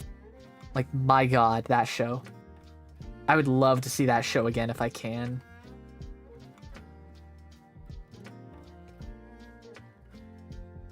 Okay, then this goes here.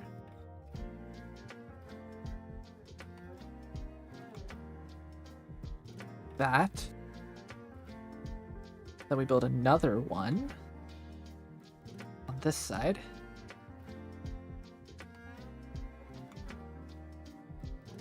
Put this plate there, just so it's already there. And then I gotta put a sticker on here.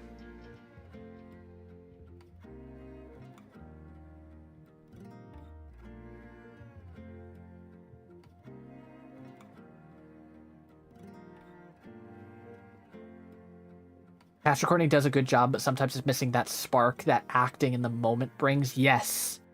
And also, it's just in general, there's like something there's something in an orchestra that hearing an orchestra live over like a cast recording, there's like an oomph, like a little bit of like something there that only is there if you hear it live.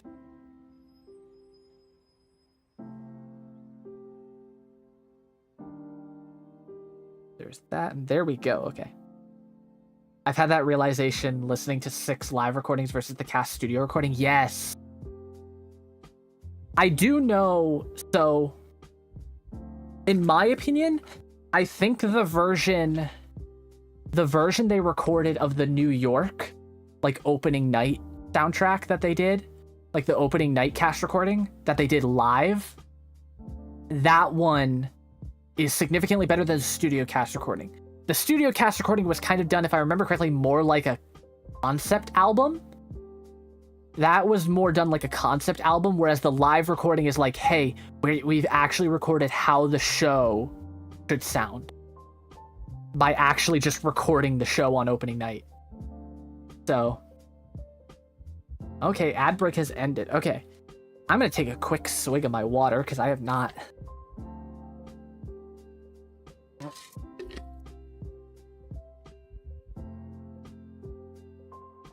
Studio cast recording was done during COVID. They hadn't played the characters yet. Yes. Or actually, no. If I remember correctly, that was not done during COVID. I'm gonna pull an actually on you, Sass. I'm gonna pull an actually on you for this. Actually, that recording was not done during COVID. That was done before the production even became an actual thing. Way back in like 2018? I don't know the exact year, but that was before it even did the West End production. That was like back when it was like in the works still. That was before they actually even had a full production yet. Also, thank you, Sass, for the squats. I will do that right now, actually.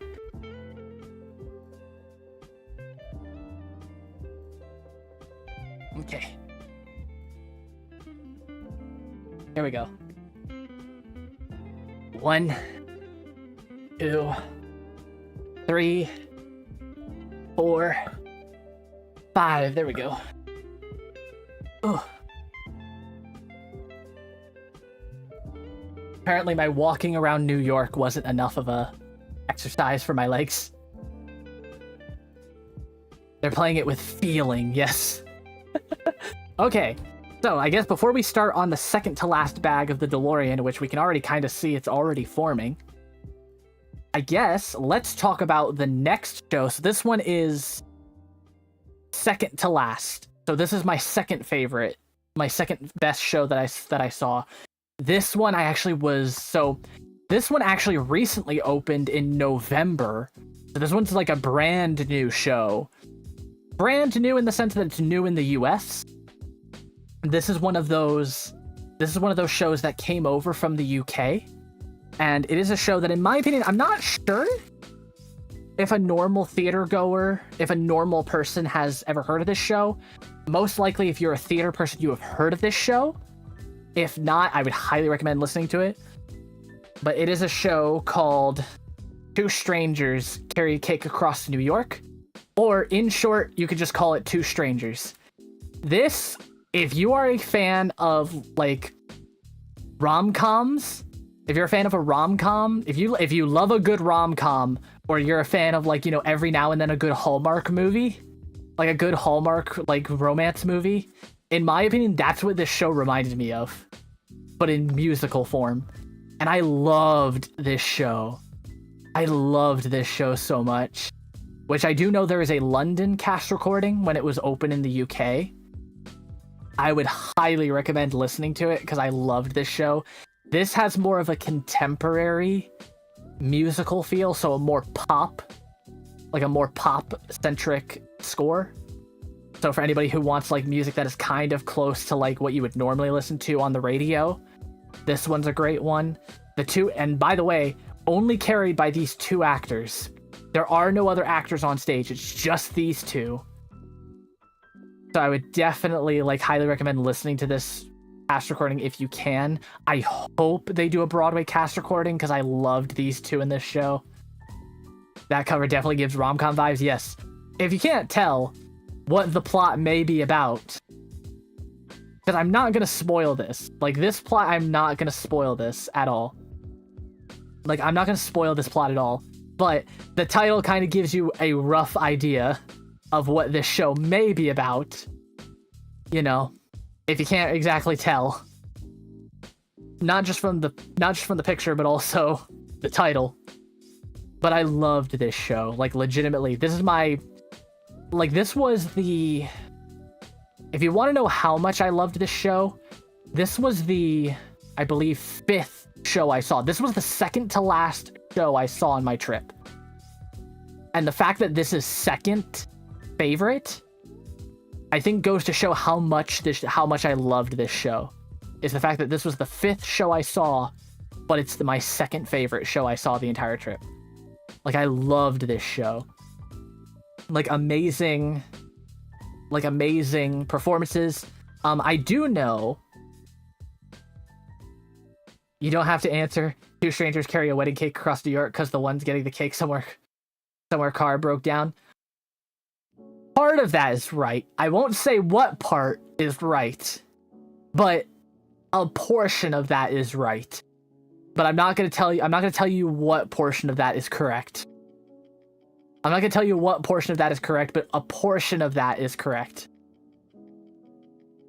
But I would definitely recommend this show. I hope this show goes on tour in the US, because I want to see this show again so bad.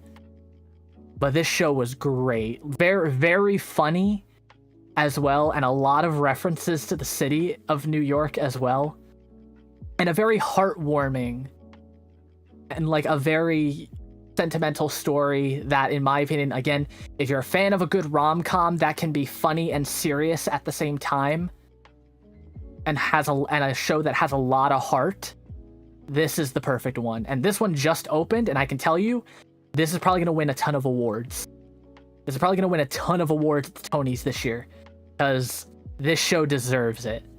Like, this show deserves it, and these two actors deserve it as well, because this show was great, and I will remember this show probably for the rest of my life, and I want to see the show again so bad. VTuber trip to the West End to go watch the West End version. The West End version actually closed a while ago. This is actually the only version of the show that's running. They closed the West End version, I think, like, not last year, it was like year before last. Like, the West End version was a limited run, which was shocking to me because it got amazing reviews in the UK. It got amazing reviews in the UK, and it got amazing reviews here in the US as well. So hopefully this show gets to run a long time, because it deserves it. This show is great. But yeah, I would highly recommend listening to this for the London cast recording if you want an idea of like what it sounds like. There is also a song from that similar to The Outsiders. There is a song from that I am considering covering as the song cover I want to do this year. So it'll definitely be, like, I definitely think it's a great show. I would highly recommend listening to it. Maybe they'll bring it back after X amount of years, maybe. Especially with how good it did here and how good it's been doing here in the US. I wouldn't be shocked. It's doing like really well here in the US. But I think also part of that is because, like, again, it's a show about New York. So a lot of New Yorkers are going to see it and enjoying it as well. So, you know. Okay. Second to last bag. Let's do this. So now we're basically building the entire front part of the DeLorean, I believe. Yes. Ooh, if you do know a show, since we're talking about like VTuber trip to the UK, there is one show currently on in the UK right now that I would love to see live, and I've seen videos of it and I've seen pictures of it, and oh my gosh, I really want to see it. I want to see Paddington the musical so bad. I want to see Paddington the musical so bad. I've heard some of the music from it, and I've seen clips from like TV performances they've done. Oh my god. I need to see that show so bad. Like, I would love to see that show. That goes there. I also know another one, which I'm shocked it hasn't come to the US yet. There is a play of My Neighbor Totoro also in the UK right now. And I think a lot of us are shocked that it has not come to the US yet. And it's been like a couple years now at this point. Like, in the back of my head, I'm like, it's been a couple of years and it still hasn't come to the US. And in the back of my head, I think it would do good here in the US. So the fact that we still have not gotten My Neighbor Totoro is kind of sad and kind of disappointing. There's what? Yeah, there's a play version of My Neighbor Totoro. Look it up, Lav, and you'll be obsessed. Is all I'm gonna tell you.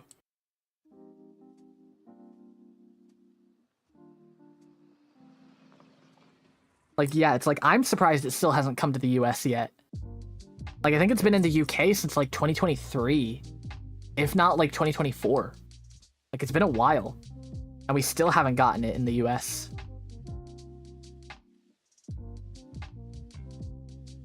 There we go. Okay. That sticker. Gotta make sure I get this right. Is it the wider one at the bottom? Yes.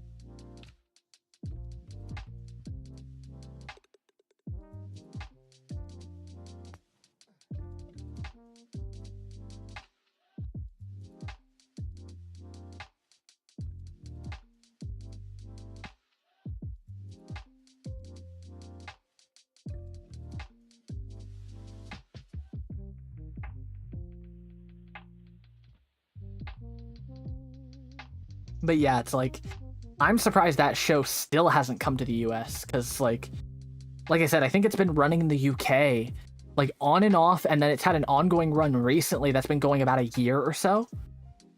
But like that show has only been in the UK since like 2023, I believe.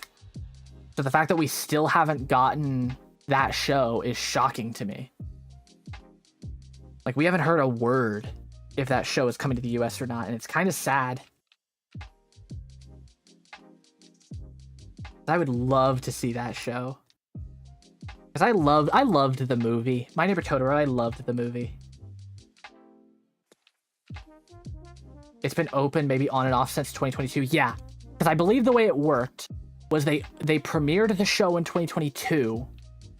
They premiered the show in 2022, but it was a limited run. Then they did another summer run the next year in 2023. And then I think they did another run. If not, they started their open-ended run somewhere in like 2024. If not 2023. Like late 2023 or whatever. I can't remember. But yeah, it's been on and off since like 2022, 2023. So. But yeah, the fact that we have not gotten that show in the US yet, not even like a peep, if like not even like any kind of news if we would, it's kind of sad. The puppets are so cute. Fun fact, the company that made those puppets is the Jim Henson Company. The same people behind the Muppets made the puppets for My Neighbor Totoro.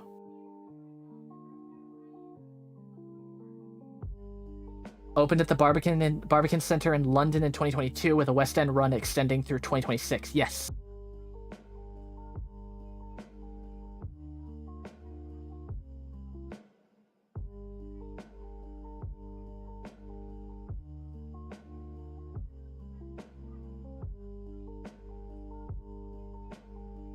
But yeah, like I would love for My Neighbor Totoro come to the US. But it's been so many years now and we have not heard a single thing if that play is coming to the US that I'm worried.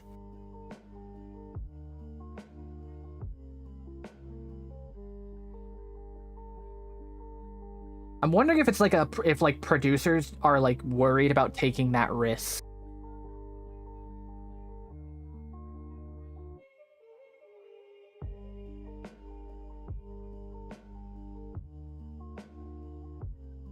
You have a theory? What's the theory, Lav? What theory you got?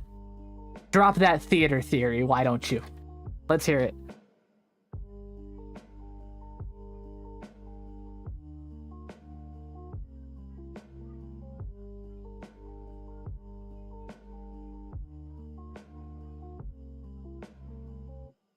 That's the thing I'm looking for. I wonder if it has to do with the puppets themselves. I mean, that's part of it in the sense I was thinking in the sense of like maybe it's a size thing.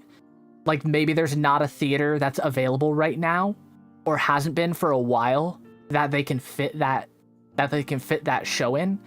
I do know there is one theater on Broadway, or actually there's two. There's two theaters on Broadway that I feel like can hold that can hold that show comfortably. And that is the Winter Garden Theater, currently being held by Mamma Mia on Broadway right now, but is going to also have a production of Death of a Salesman later this year. And the Marquee Theater in New York. That show currently, though, has an open-ended run of the play Stranger Things: The First Shadow. And that show doesn't look like it's going to be closing anytime soon. So whether it's the Jim Henson Company taking a while, such not being able to make more, or a rights issue, or finding the right skill level of the puppeteers, it might also be a rights issue, because I do know they were working close with Studio Ghibli. So, not Gershwin. Okay, Sass, you know, the reason I'm not bringing up the Gershwin is because we all know Wicked ain't closing anytime soon. Wicked's been going for almost 25 years now at this point. We all know Wicked ain't closing anytime soon. That's why I never bring up the Gershwin.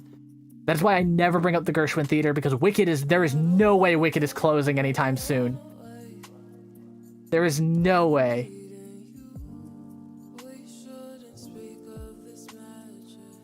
I saw Mamma Mia at a local theater, but would love to watch a professional production. I do know after the New York run, they're going back on tour. So I would recommend Sass look into it, because they're going back. I know they're going back on tour after the New York run. So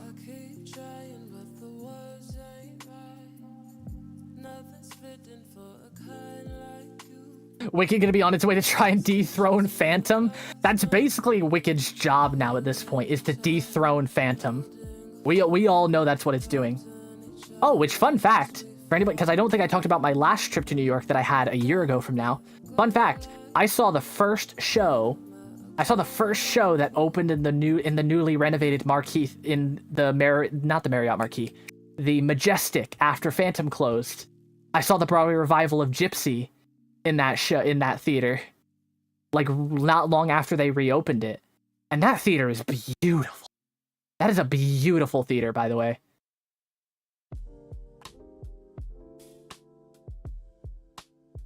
I get to see Phantom. I would love to see Phantom, but the current tour is going to like very limited theaters right now, and I'm sad.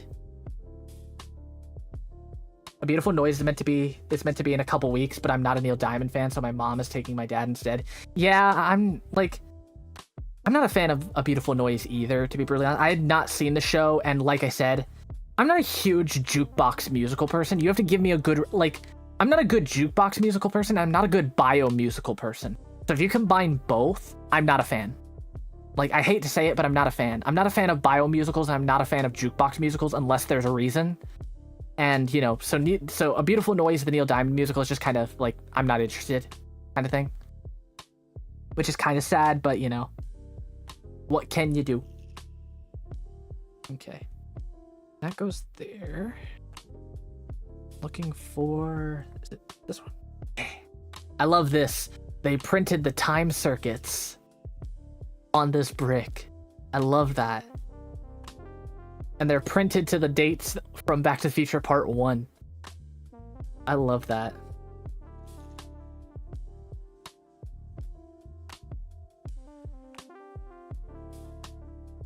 Fun fact, Phantom is the longest continuous run on Broadway, but not the highest grossing. Also, the musicians hate each other because they've been working with the same peeps for decades. Yeah. What constitutes a jukebox musical? Sass, you can double check me on this because I think you might know a more proper definition for this.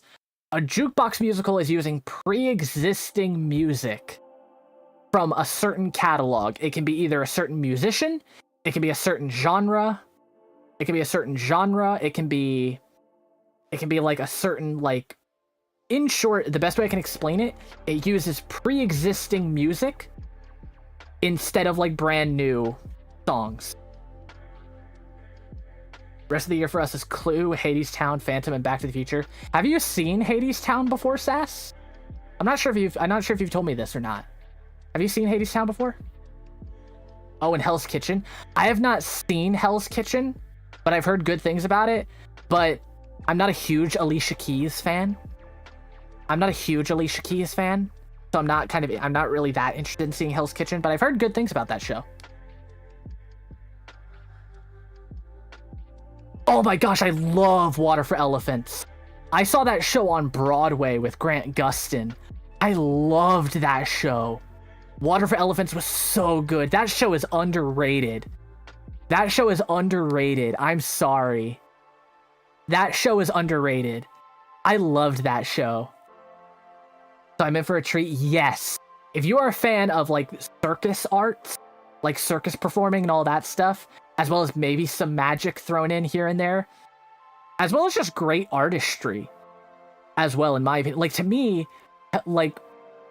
Water for Elephants does an amazing job at doing things that you wouldn't expect, and then all of a sudden your mind is oh, I get it now. I'm not sure how much they changed from the Broadway production to the tour, but I loved seeing that show on Broadway. And the music. If you're a fan of folk style music, you're gonna love Water for Elephants. I still listen to that cast recording every now and then because I love that show. I missed that show on tour at my local theater just because it was in December when I already bought like tickets for New York and stuff, so I didn't have the money to go. But I loved that show. It was great. I'm gonna have to research if there's such a thing for season tickets for shows in my area. If you go, so Lav, like, if you have one specific theater that you go to where all of the shows go to for tours, you most likely do. But you're gonna have to check, like as Sass just said, it depends on if your town is on the circuit. Like, yeah, you're gonna have to double check. And even then, understand that sometimes some shows don't go to every, like a lot of the newer tours don't go to every theater that they can tour to at once. Like a lot of times, if some of the newer shows, like I think Sass, you just said your theater is getting Outsiders, hopefully cross your fingers, sometime next season, because they didn't come this season. However, Outsiders technically started their tour last year. But so some theaters have already gotten the Outsiders. So this is my first time going to shows in my state of current residence. Yeah. Like, again, it varies and it depends on theater. So again, Sass, I would highly recommend checking it out, because I also know some theaters do season tickets very differently. They sometimes do season tickets very differently. Like, some theaters do it where it's like a bundle, where you buy like you can buy whatever shows you want in a bundle. And then some of them do it where it's like you pay one price, and then you get all of the shows that season.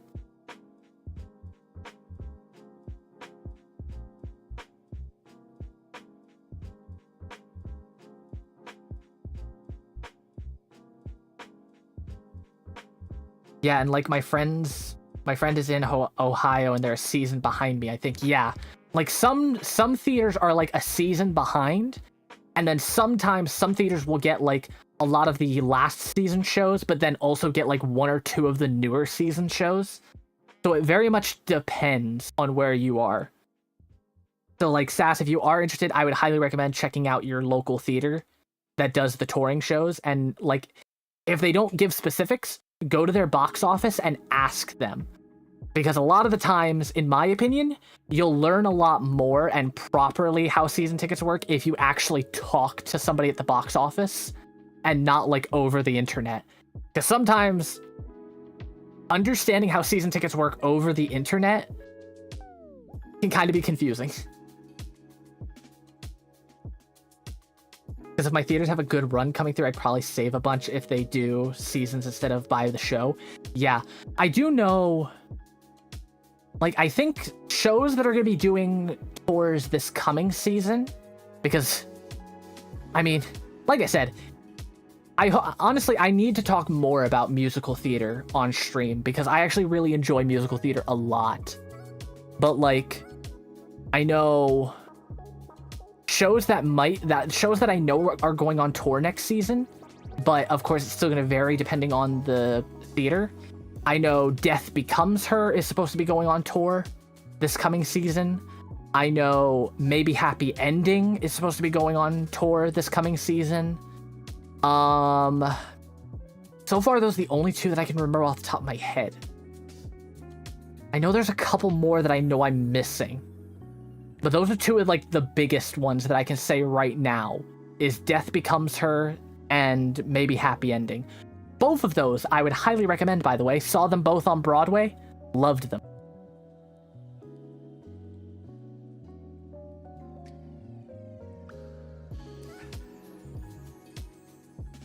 Actually, there is another show that I also know is going on tour later this year. But I'll reveal that, because the show that I know is going on tour sometime this year is actually is the last show I saw that I have not talked about yet. So I was about to say it out loud, but I'm gonna keep that hush hush until I talk about it, because otherwise I'm gonna reveal the last show I saw.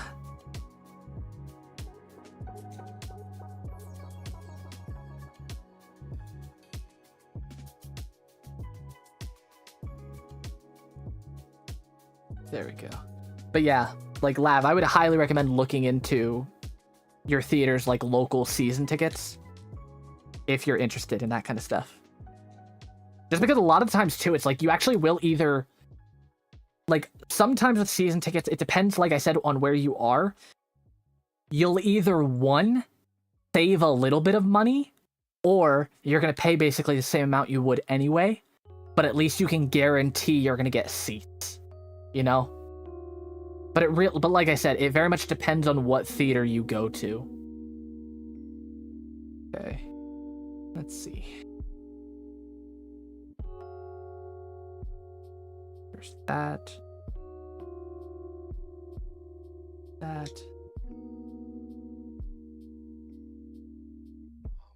Having the same seat and the same seat buddies every show is nice. Yeah, like that too. And it's better, especially Sass, if you have, since I know you have a partner. It'll be better, especially if you bring them along. You'll guarantee you'll have a seat next to them if you have a season ticket, if you do bring them. And if not, like Sass's mother does, you at least know that, hey, you have an extra ticket, so if you want to bring somebody else, you can.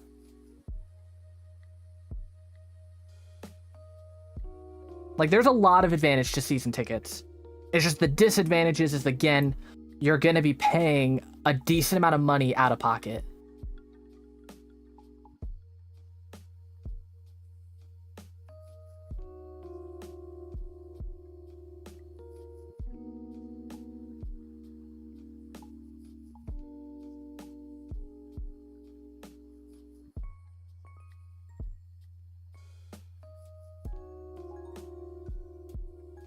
Most do payment plans, though, which is nice. Yes, exactly. I know some people do... Yeah, like, I know some people do payment plans. Some people pay, like, fully out of pocket just to get it done and over with.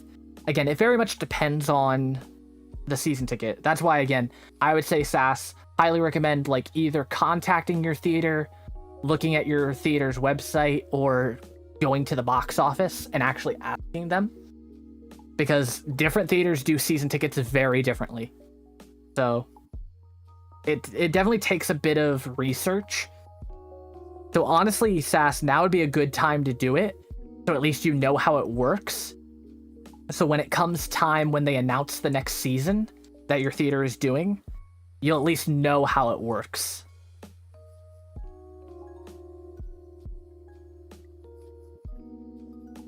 Okay, and then this. Because I know, at least for me, I have two theaters that I frequent every now and then. One that's a little bit farther away and one that's a little bit closer to where I am. For me, the one that's a little bit closer to me, the way they do season tickets, is you can pick different amounts of shows that you can see. So I think they have like a 3-show ticket, they have a 4-show ticket, and a 5-show ticket. And then you can pick whichever shows you want and get the same seats. But then the theater farther away from me does the classic, like, hey, you pay this much, you get all the shows at this price, and all that stuff. So, again, it definitely is something worth looking into, because different theaters will do different season tickets differently. And how they run it too. And also, sometimes they may do a payment plan, they may not. It's really up to the theater.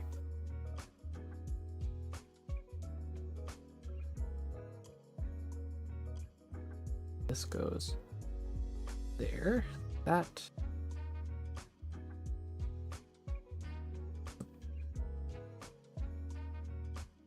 There we go. Goes there, like that.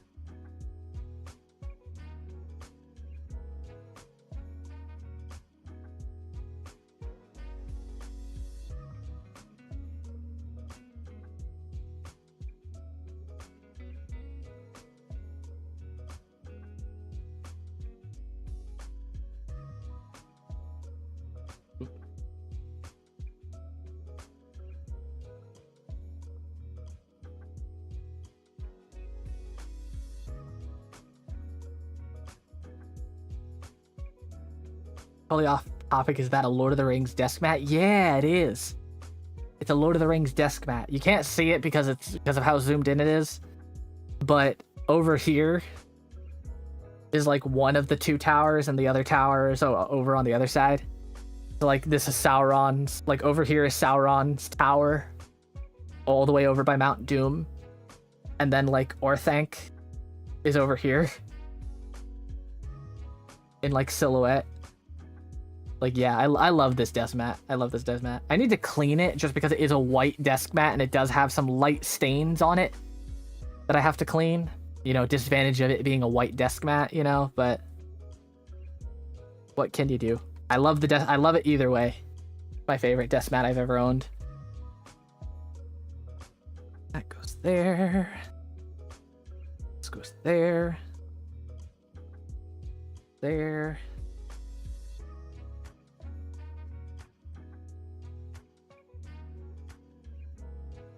There. There.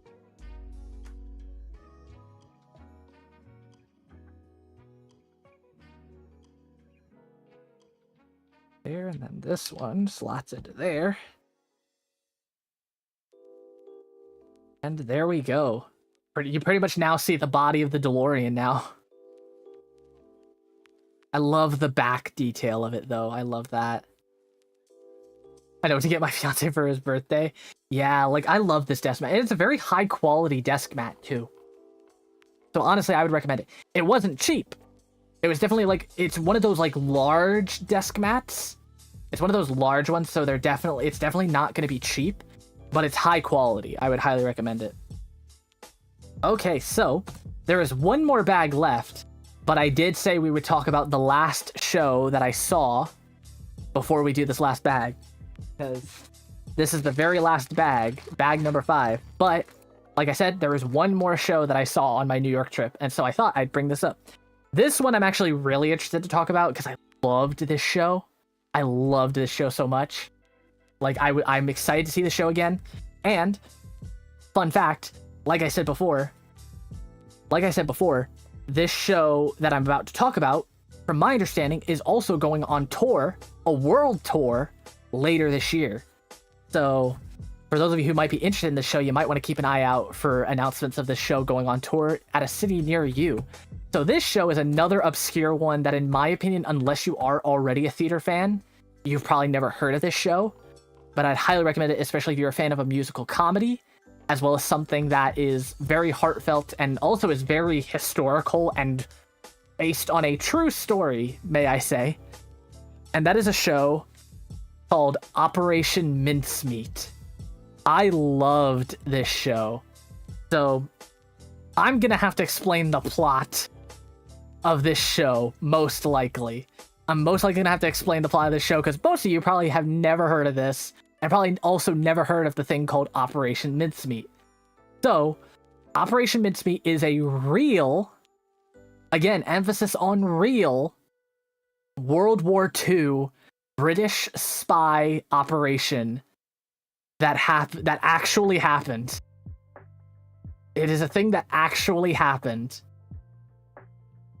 So back during World War II, in the UK, there was a time when Hitler was trying to invade Sicily, and the British government did not want that. So the only way they could do that without losing too many people was to essentially trick him into not invading Sicily, and to instead invade Sardinia, so that they can get their troops into Sicily without too many casualties. How did they do that, may you ask? Well, with an operation called Operation Mincemeat. Now, what did that operation entail? A dead body.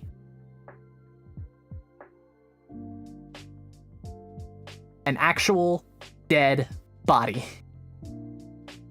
It was an operation that they decided to give a dead body and disguise a dead body as a British Air Force officer who crashed off the coast of Spain.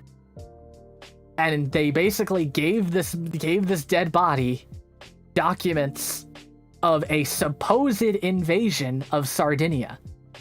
Their game plan was for the Nazi forces to find this dead body, find those papers, and instead of invading Sicily, move their troops to Sardinia.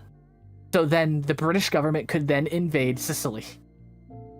That's what this musical is about, is them forming that operation and pulling off that operation.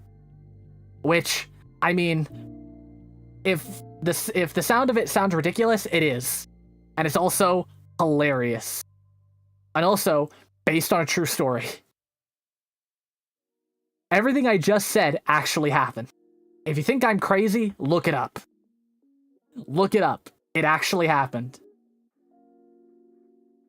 But this show was hilarious for what it was.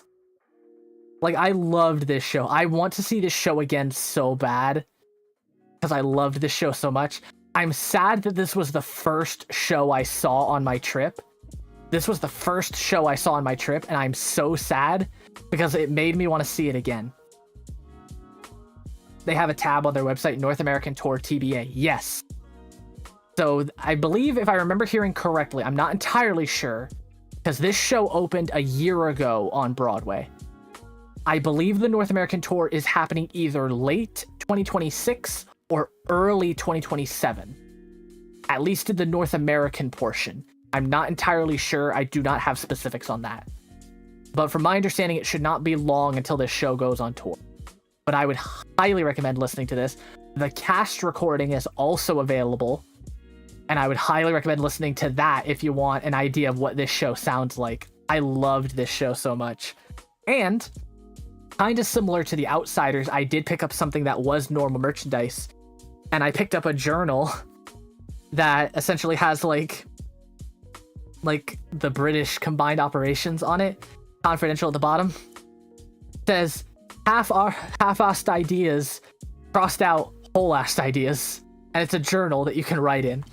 So I'm putting my whole-assed ideas in this journal, by the way. I love that I picked that up. I assume a bit of both, depending on the number of stops. Yeah, probably. I think they said they're starting... like I said, I think they said they're starting fall of 2026, last I saw. It's either that or spring of 2027 is when the tour starts. Because they're calling it a world tour, because they're touring the UK as well as other places around the world, including North America, at the same time. So... But I highly recommend Operation Mincemeat. And also, if you're a fan of theater that does very good, that really shows off how theater works, that's the size of their cast, by the way. 5 people. And they play 30-something characters each. It is a cast of 5 people, and they play 30-something characters each. If you've seen a show by the name of Come From Away, it's similar to how that works, but with an even smaller cast. With an even smaller cast playing even more characters. But I would highly recommend listening to the cast recording of that show, because the cast recording is out. And I loved that show. It was funny, it was heartfelt, and the fact that you have to keep reminding yourself, oh yeah, this stuff actually happened, is kind of wild. Because that's the thing, is again, that's based on a true story.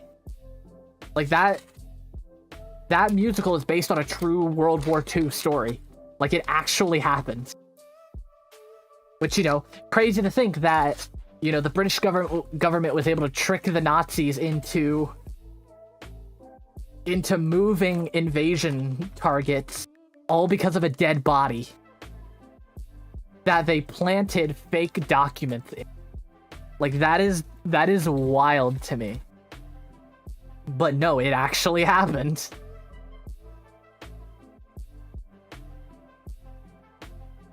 But also that show, for me too, it was that show was very heartfelt, shocking. Like, if you go into it expecting it just to be like funny, you're gonna be surprised. Like, you're gonna be surprised because it's not just funny. It's also very heartfelt and very serious when it needs to be. Like again, I don't want to spoil too much of the show.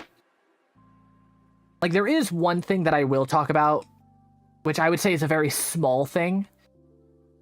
But just as a heads up, I am going to talk about just a small thing about that show. So, one of the things that happens in that show is, of course, they have to find a dead body in order to plant the documents in. So they do get a dead body. The thing is, they don't know who the dead body is. They don't know his name. They don't know where he came from. They don't know they don't have his medical records. Nothing. So they don't know anything about him. So throughout the show, the question keeps popping up of like, okay, who is he? And they keep saying like, it doesn't matter and all that stuff. But what's amazing is at the end of the show, they finally tell us who he is. And they give us everything about him. And they tell us like he was this name, this is where he came from. So again, so it plays this, so essentially they pay honor to him. Because essentially, even though he was a dead body and he was a corpse, he was still somebody who helped, you know, all of us win the war. So he deserves as much respect as a living person who is fighting that war.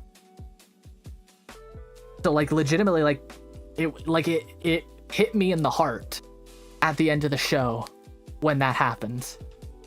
So I was like, oh, that's sweet.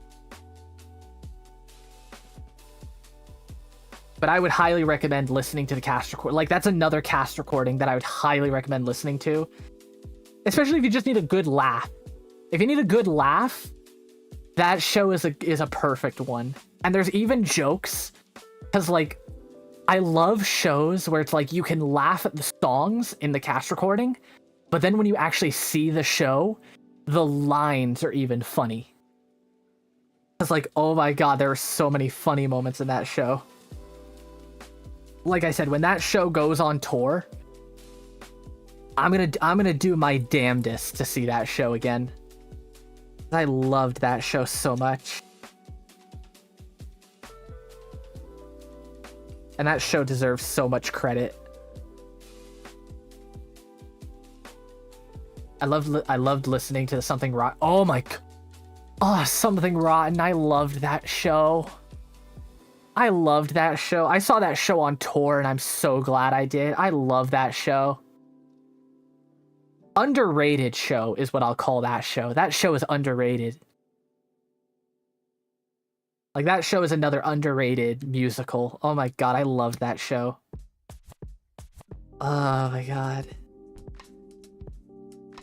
That's another show, actually, that I've contemplated. Because, like, I've said to myself, which I guess, you know, I don't mind talking about, like...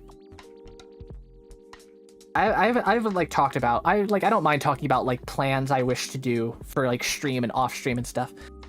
But, like, legitimately, I've been saying to myself, like, if I do a cover song, because I really do want to do a cover song to kind of get back into singing again, because I enjoy singing to myself, but I just am scared to do it in public.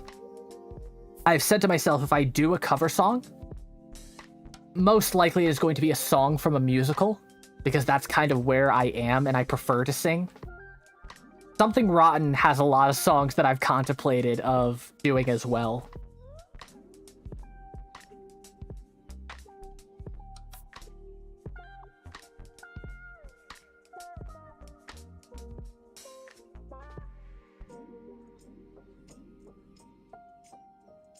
The main ones on my bucket list are Dear Evan Hansen, Something Rotten, 6, and Be More Chill.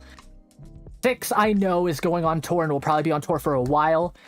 Dear Evan Hansen, sadly, I think ended their professional tour sometime, I think, last year, sadly. Something Rotten stopped touring ages ago as well. That was years ago as well at this point. And Be More Chill also, I don't think is ever going to get a tour. Sadly, just because of the demographic. In the sense of, like, the demographic of the audience, sadly. So, honestly, I would say for Dear Evan Hansen, Something Rotten, and Be More Chill, Lav, I would recommend looking to see if a community or local theater are doing those shows. Because I do know the license for Dear Evan Hansen just recently became available for local theaters. So I know a lot of local theaters are doing that show. I know a lot of them are. Even just... Okay. Do not watch the Dear Evan Hansen film version. Please, do not watch it. It's not great. I hate to say it. It's not good. And seeing a late 20-something-year-old Ben Platt trying to play at high school age with a lot of younger actors, it just doesn't work. It just doesn't. He really shouldn't have been in that movie. I hate to say it. He really shouldn't have. I heard that it was bad compared to the stage. It was. It's not good. They cut a lot of songs that they really should not have cut. They added songs that didn't really work. It just... The movie did not do the show justice. I hate to say it. And it really showed how bad, like, the plot even is, sadly. Like, because to tell you the truth, I hate to say it, and I think some people can agree with me on this, the actual story behind what happens in Dear Evan Hansen is fucked up. I hate to say it, it's fucked up. The actual story of what happens in Dear Evan Hansen is fucked up. The things that Evan does in the show is messed up. Like, no matter which way you look at it, it's messed up. And sadly, the movie just made it worse. Like, that's the hard part, is the movie just made it worse.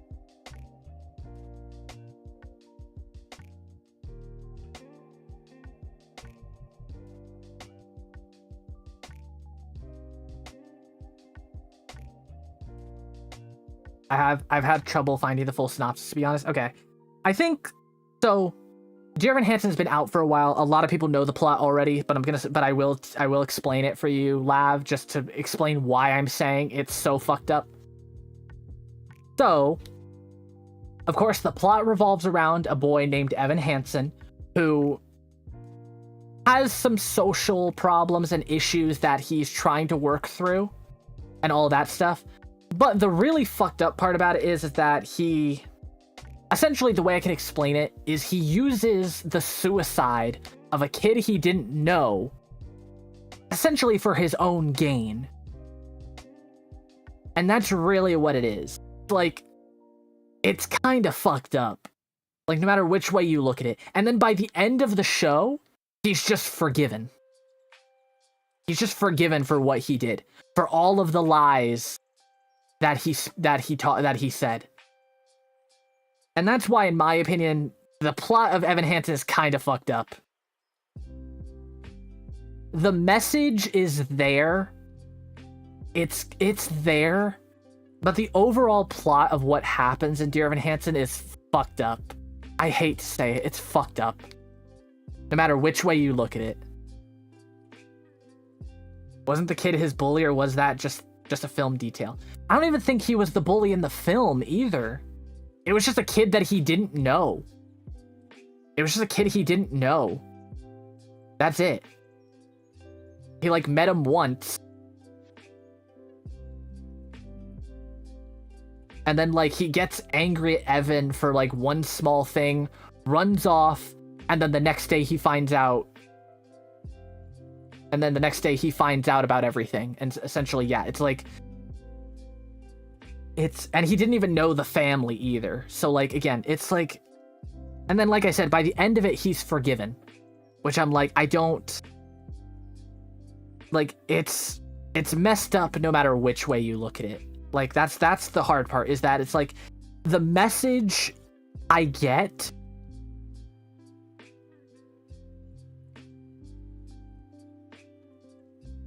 I thought there was a full redemption arc, but if there isn't, then never mind. I don't...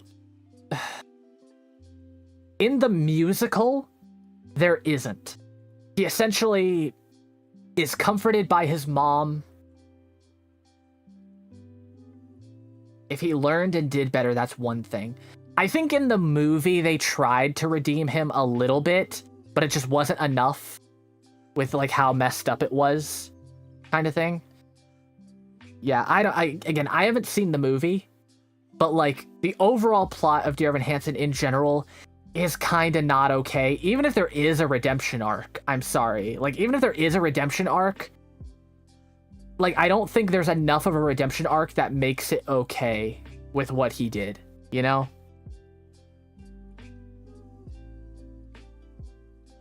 Like, he lied to this vulnerable family who just lost their son. Essentially because he supposedly had, like, I think the way he says it is like they care about him or whatever. It's like, no need to apologize, you right? Yeah, it's like, yeah, it's just, I don't know. Ever since the movie came out and I've heard those things, it made me like, the songs are great. The songs are great, I will say that. But definitely when you sit and think about the actual overall plot of Dear Evan Hansen, it's kind of fucked up. It's kind of fucked up. If you, like, sit and actually look at the plot of Dear Evan Hansen, it's kind of fucked up. Like, I think back, like, before COVID, it might have been, it was kind of seen as okay. But in, like, the 2020s, I think the way Dear Evan Hansen was seen very differently.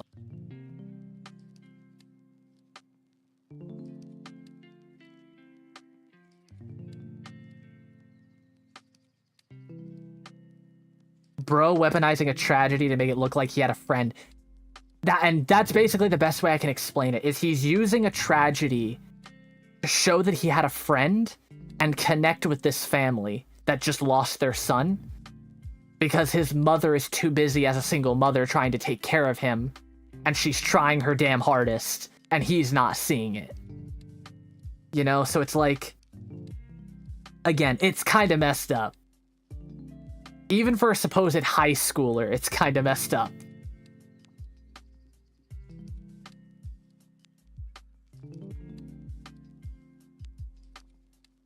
Has it been working based solely off of the music? Yeah. And, like, the music is great. I think the music has a perfect message. But when you sit and look at the plot that it's conveying as well, like, on its own, the music is great.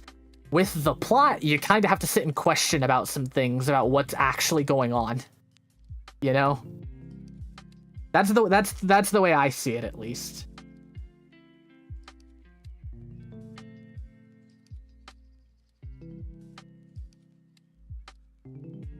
Okay. I think we're almost done. I think it's only the headlights and the... Yeah, I think it's only the headlights and the...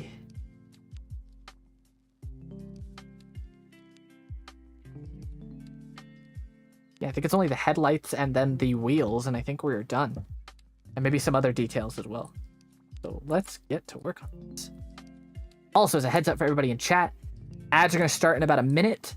So again, friendly reminder, if you want to skip the ads and help support the stream, best way to do so is to subscribe. It is much appreciated. If you can't, that is perfectly fine too. Best free way to support the stream is to watch the ads.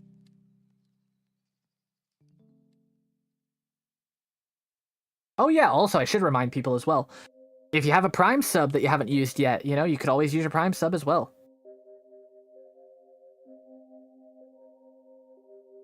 Again, if you can't, that is perfectly fine too. Like I said again, best free way to support the stream is to watch the ads. It's much appreciated. I've got another musical in my playlist, but I can't remember which. I have a lot of, like, musicals I've seen, musicals I haven't seen, musicals I want to see in my playlist. I have a lot.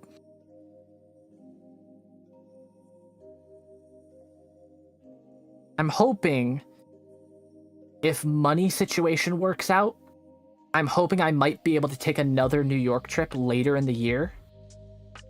But that's if, like, money works out and stuff. So I can't guarantee anything, but hopefully I might have another New York trip maybe sometime later in the year.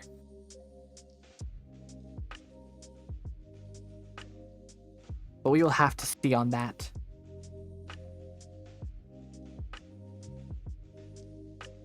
Why don't you want to fit in?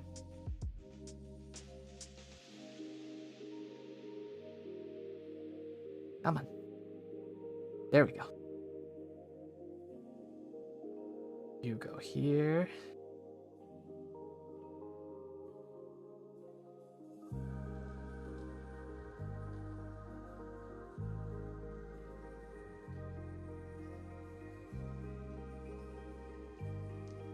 That.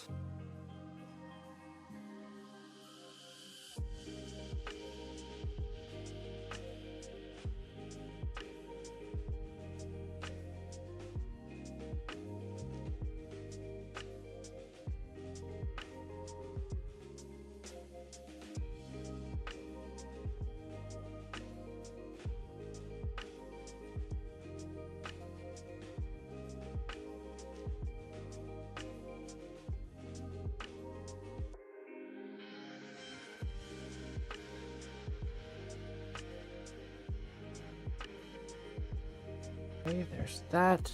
Put that in front. We now have the headlights. The front part of that. Oh yeah, I just realized we still have to do like all of the like time circuits going around the car. I forgot about that. We still have a decent amount of detail work to do. See. That goes there. We take a little tile here. Got a few others, but I wouldn't say they're bucket list ones. Like I've seen the stage recordings for Newsies and Hamilton. I saw both of those shows live, actually. I saw both of those shows on tour. I was very lucky.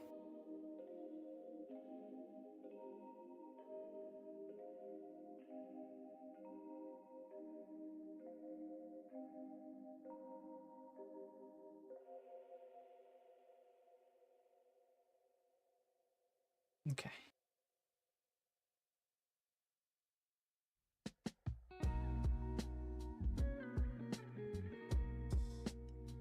I've admittedly got to go to bed now. Hope you have fun. Yeah, hope you have a good sleep, Lav.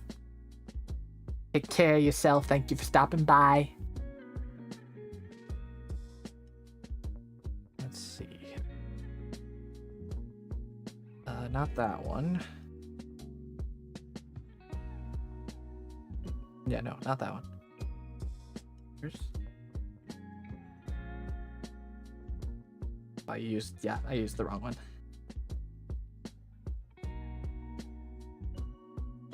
Of course I used the wrong piece. Also, thank you for the stretch and hydrate, Lav. I did see that. Thank you. Let me do this quickly. There we go. And then I have to switch these pieces around.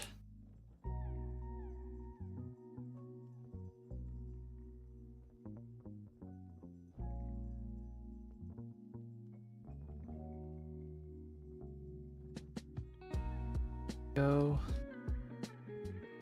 that there. Okay, then actually let me get the stretch and hydrate from Lav.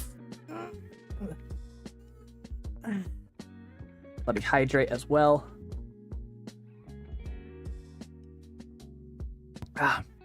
There we go.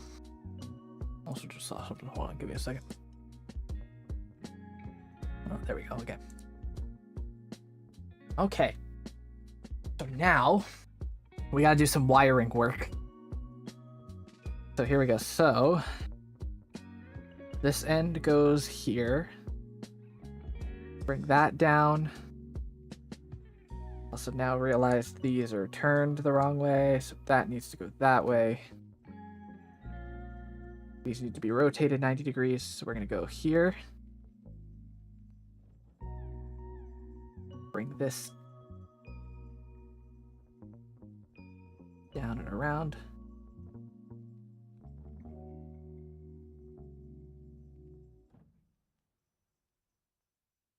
This and like this, I think.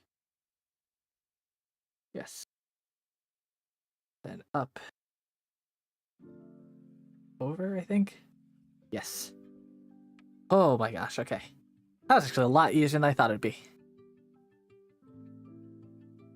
I had to, so it's connected there, looped around, goes into this clip, then goes into this black one, goes behind these, goes back out through this one, and then gets clipped back here. I thought that was gonna be a lot harder, but no, it was actually pretty easy. I still have to do it on the other side, but we still have to build parts on this side, so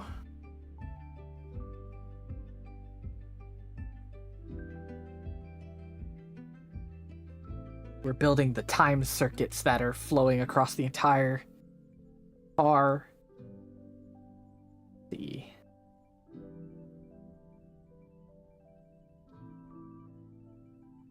That goes there. There. Take this.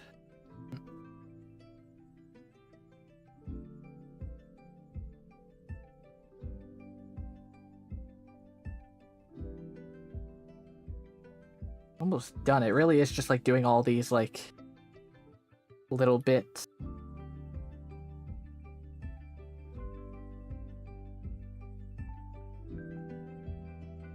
So goes here. That goes here. Then we kind of just like keep that somewhere in the middle so it looks like it's flowing down. Like very little gaps, hopefully. There we go.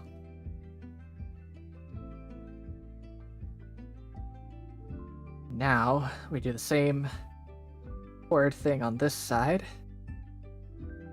So plug that right there. This over, goes into that clip, goes into this black one, comes out of this black one. Bring that up. That should have enough to reach. Hopefully. Oh god, okay. Come on.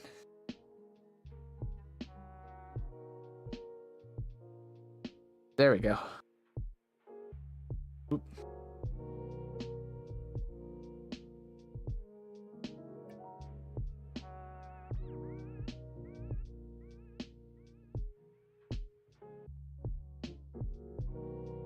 There we go. Got it. With a bit of reworking, we got it, chat. Popped out a little bit, but we got it. We got it back in. We're good. Whew. That was close. Okay. So, then after that,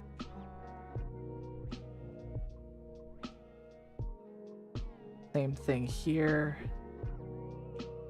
That one there. That one there. Then a straight close it.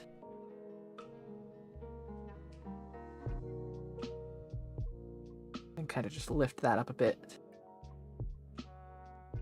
To kind of keep the gaps closed. There you go. And then we have the time circuits going along the back. Very shiny, may I say. Very shiny pieces. Then this goes here with another one on the other side. Okay, now we picked between two things. We pick Back to the Future Part 1, we pick Back to the Future Part 2.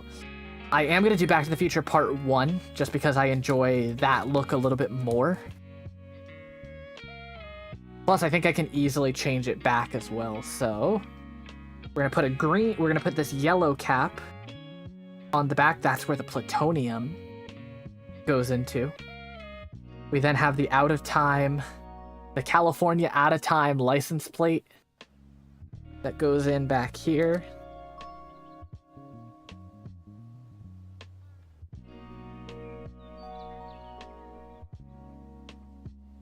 little hard to get into. There we go.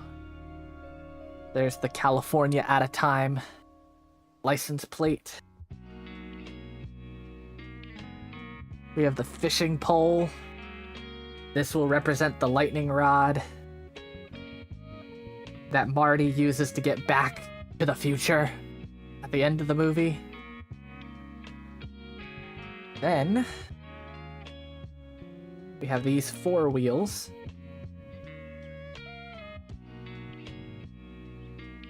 One, 2, 3, and 4. We then take 4 of these.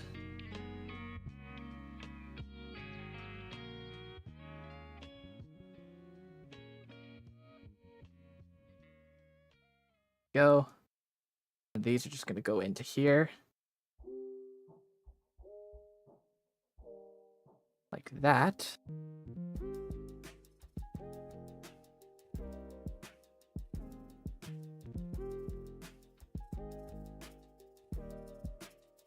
And that's basically it for Back to the Future. That's basically it for the DeLorean.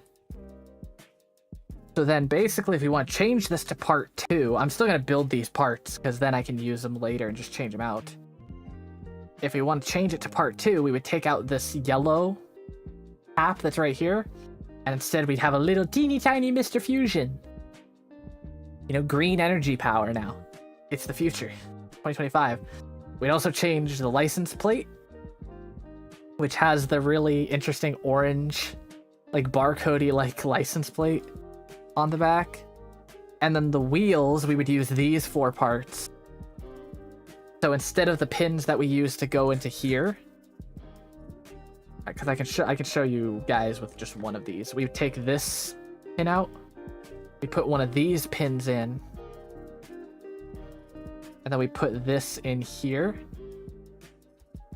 And then we just simply take this and slide it up here. Lock that in, and then we'd have the hover car.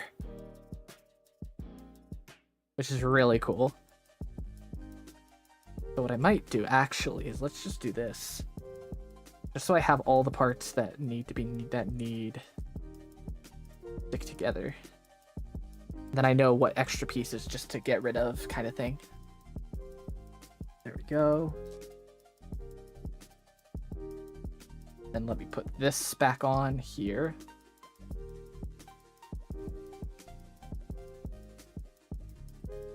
That goes there. And there we go. We did it, chat, in like almost 3.5 hours. We did it, chat. We built the DeLorean. I love this. Hold on, I gotta put in at least Marty. We gotta put at least Marty McFly in.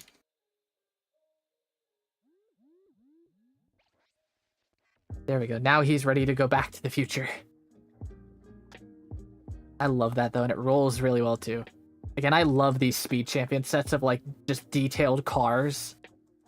And I know some people when this set was announced, they were like, please have like the accurate DeLorean like slant. And it does, like it dips down in the front. Like I love that. DeLoreans are also actually, I have to admit, kind of cool cars for what they are. But yeah, there we go. Hold on, gotta get the... Like, let me...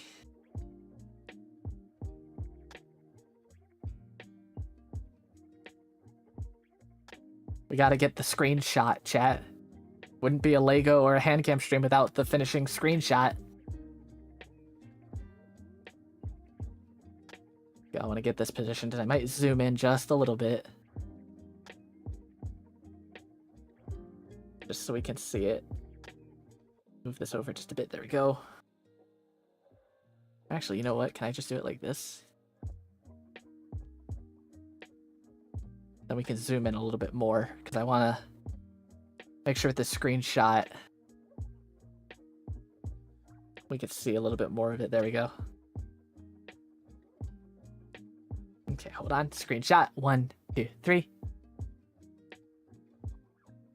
There we go. We should have that screenshot. I'm gonna double check.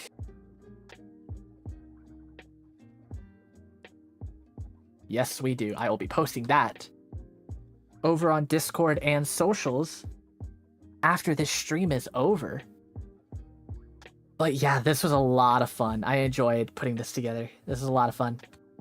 Again, I love these. Like, hopefully maybe we can do some more Lego stuff down the line in the future. Hopefully. We will have to see. But yeah, chat, I think that is a great... I think this is a good time to end the stream. So, I don't think we are going to raid out tonight. Just because it is a little bit late and nobody I really know is live. So I think we are just gonna end stream here for the night, especially because this was a chill, just come back stream after coming back from a long trip. Like I said, hopefully, I think if not tomorrow, Thursday, I think we are gonna jump into Hytale because I am really enjoying that game so far. I started playing it, so. For those of you who want to jump in and join the fun survival crafting, similar to Minecraft or anything like that, feel free to come on by either tomorrow or Thursday. Again, keep an eye out for updates over on my Discord. If you are not a part of the Discord already, excuse me, there is a link to my Discord in chat. Feel free to click that and join the Discord community. It is the best way to keep updated on everything I'm up to, as well as, have some fun times with the fun community. We're hopefully going to start having community nights over there as well. Keep an eye out for that. For those of you who want to follow me everywhere you can follow me, there's my card in chat. Feel free to join that and join me everywhere you can find me. And yeah. Again, we won't be raiding anybody tonight just because it is a little bit late. But I hope you all have a great rest of your evening, time zone, morning, wherever you are, whatever time zone you're in. And yeah, I hopefully will see you guys either tomorrow or I'll see you guys on Thursday for our next stream, hopefully being Hytale. So yeah, take care everybody, make sure to hydrate, get some food, make sure to rest when you need to. And yeah, thank you all for stopping by. I hope you all enjoyed the little stories I had. And hopefully we'll be back into the full swing of streaming coming very, very soon, hopefully. But yeah, take care of yourselves and I'll see you guys at the next stream. All right, everybody. Bye-bye.